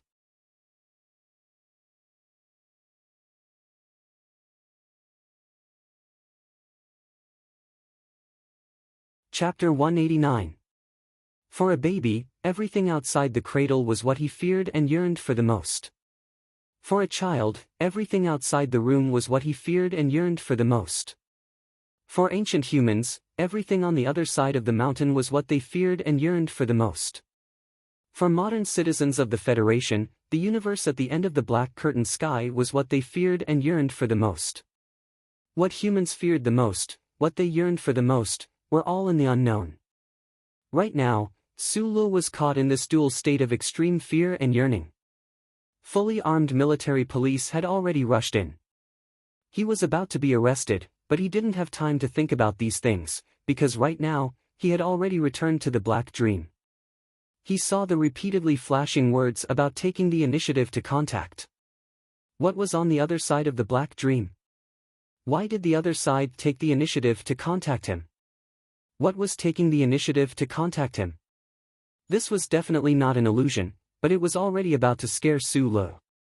This was definitely not epilepsy, but Sulu truly felt like he was about to go crazy. In the past, he had always thought that the dark dream and the blueprints that were lurking in his mind were all problems caused by the disguise chip that Uncle Feng Yu had left him. However, at this moment, he finally had some other thoughts. The existence on the other side of the black dream seemed to have intelligence and could answer, but he didn't know what kind of existence it was. Mechanic Feng Yu, the first person involved in the Bureau of Proclamation incident, was, without a doubt, the greatest monster of the Federation in the past 100 years. However, even this monster, when faced with the young Sulu, deeply sighed in admiration. This person's calmness was even greater than his talent as a mechanic. If an ordinary person were to face such a situation, they would have already fallen to the ground in fear, but Sulu was still standing there, thinking. Accept. After a long or short period of consideration, Sulu made this decision in his mind almost subconsciously. There was something that could enter one's mind and communicate with one's mind. This kind of panic was something that no one could bear in such a short time. Sulu understood, but he didn't understand. However, in addition to his fear, he developed a boundless curiosity towards the existence at the end of the black dream. This was a professional quirk that had been cultivated as an engineer since childhood, and it was also a gamble that his current situation prompted him to make. The peace axe hacked in all directions, but the central database, through a method that Sulu could not understand, transferred all the data models and functional formulas related to quantum dynamics to Area B. Fully armed military police had already rushed in, and he was about to be arrested. He would no longer be able to stop that shameless agreement between the Federal Academy of Science and the Iron Calculator. Trapped in despair, he suddenly entered the black dream again and encountered the unknown. This could be a variable, it could be an opportunity, it could be endless danger, but he still gambled. He gambled so decisively that he didn't care at all about the conflicting emotions that welled up in the depths of his heart the moment he entered the black dream. Sulu was a gambler. On the contrary, he was never willing to gamble on anything. However, at this moment, he had already lost everything. Other than his own life, there was nothing else to lose. If he didn't gamble now, when would he? Sulu didn't know that when he chose to accept the active communication in his mind, deep in the ground tens of kilometers away from the 3rd Department of the Shell Motor Corporation Research Institute, on the central computer light screen that shone all over the universe, there was a wave that made one's mind shake. The data flow of the central computer was still so stable. The staff of the Bureau of Proclamation didn't notice anything strange. No one knew that in the core area of the central computer, the highest intelligence of the human mechanical civilization began to operate non-stop. It made logical judgments, but in the end, it could only return to chaos and give its own conclusion. In the black dream, the line of white characters changed. Is there anything I can help you with? This was a long line of white characters. It floated in the black background before Su Li's eyes. Although it was silent and abnormally dry, it miraculously produced some kind of emotional resonance. It was like an old butler wearing a black suit was bowing in front of Su Lu. It was extremely polite and slightly humble. It used an authentic ancient aristocratic tone to ask questions. Su Lu was stunned. He was thinking about what kind of existence was on the other side of the black dream. He didn't expect that this existence that could invade his brain would be so gentle. I want to erase all the data in this laboratory. You need to provide the legal documents of ownership recognized by the Federation.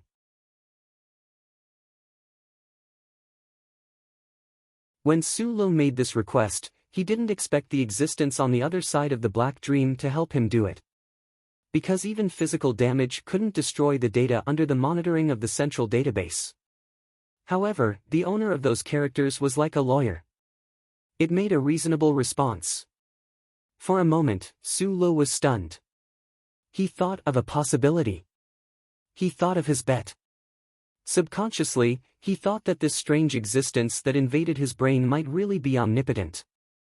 I stored the legal documents in the computer in room 413 of the Wangdu Prefectural Ming Apartments. With just a few words, Su-lo had gradually gotten used to this way of conversing with his thoughts. After saying this, he prayed in his heart that this guy who invaded his brain could see those legal documents.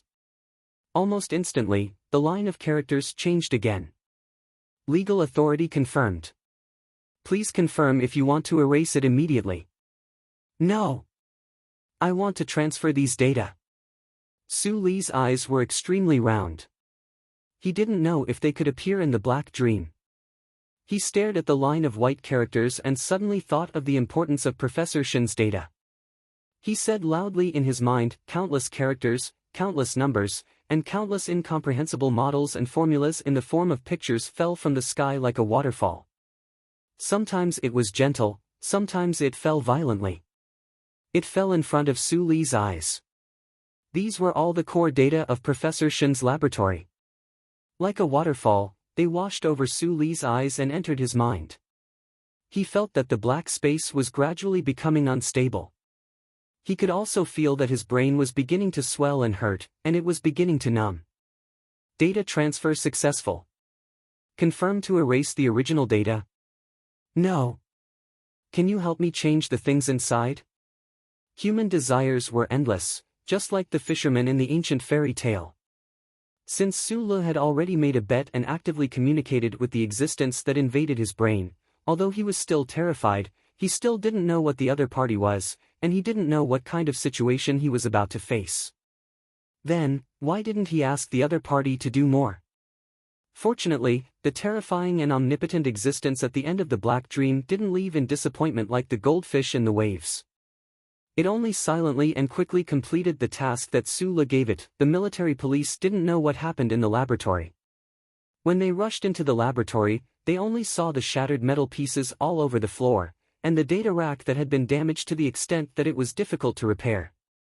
The young researcher who destroyed the laboratory seemed to be scared silly by the terrifying weapons in the hands of the military police. He stood there in a daze, motionless. The heavy typing axe had long fallen to the ground. The military police swarmed forward and pressed the young researcher, who didn't resist, to the ground. They used high-strength plastic rope to tie his hands tightly behind his back. Only then did they let out a slight sigh of relief. However, immediately after that, they found that the young researcher's face was frighteningly pale. They couldn't help but feel a little strange. What was even stranger was that the young researcher's eyes were a little strange. From the moment the military police rushed in until he was pushed to the ground, this person's eyes didn't blink. Especially the pupil, which had shrunk into a black dot. It looked extremely terrifying, like a dead person. The military police captain touched Su-lee's neck and confirmed that this person was alive. He couldn't help but frown. After hearing the orders from his superior through the communication device, his expression suddenly became serious. He signaled his subordinates to take this audacious guy who dared to destroy the Federation's confidential data out of the door of the laboratory. Just as the group of people walked out of the laboratory with serious expressions, Su-lo, who was sandwiched between two military police, finally woke up slowly. His pupils gradually returned to normal, but his pale face didn't improve for a while. A trace of confusion, a trace of joy, a trace of determination, and a trace of fear flashed through Su-lee's eyes. All the data in Professor Shin's laboratory had been transferred into his brain, and the unknown existence had done some tampering with the backup data in the laboratory according to his thoughts. Everything was wonderful, but he didn't know where this wonderful feeling came from. Naturally, he felt fear in his heart. The process of the data stream entering his brain, as well as the process of the final call and confirmation, made Sulu understand one thing.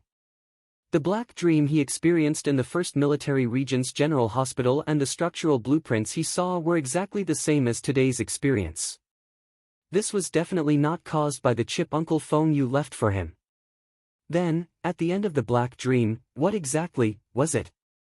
To be able to instantly confirm the electronic legal documents he left in the apartment in Wangdu, to be able to ignore the defenses of the Federation's central database, to easily transfer and even modify the electronically protected data in the laboratory, and to be able to transmit this data into his brain through some mysterious means, that thing could invade his brain and do so many unimaginable things. It was so mechanical yet seemed to have a life of its own. It seemed to be omnipresent and omnipotent. Sweat dampened his hair and draped it weakly on his forehead. Surrounded by fully armed military police, he walked along the long corridor toward the military vehicle under the astonished gazes of his colleagues in the research institute.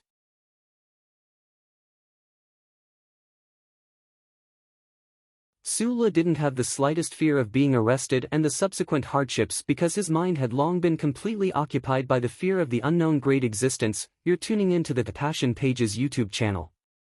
We're so grateful for your support, and don't forget to subscribe to join us on this incredible journey through captivating stories. Your generosity through donations truly makes a world of difference, as it's the primary source of revenue that allows me to expand and enhance this channel for you.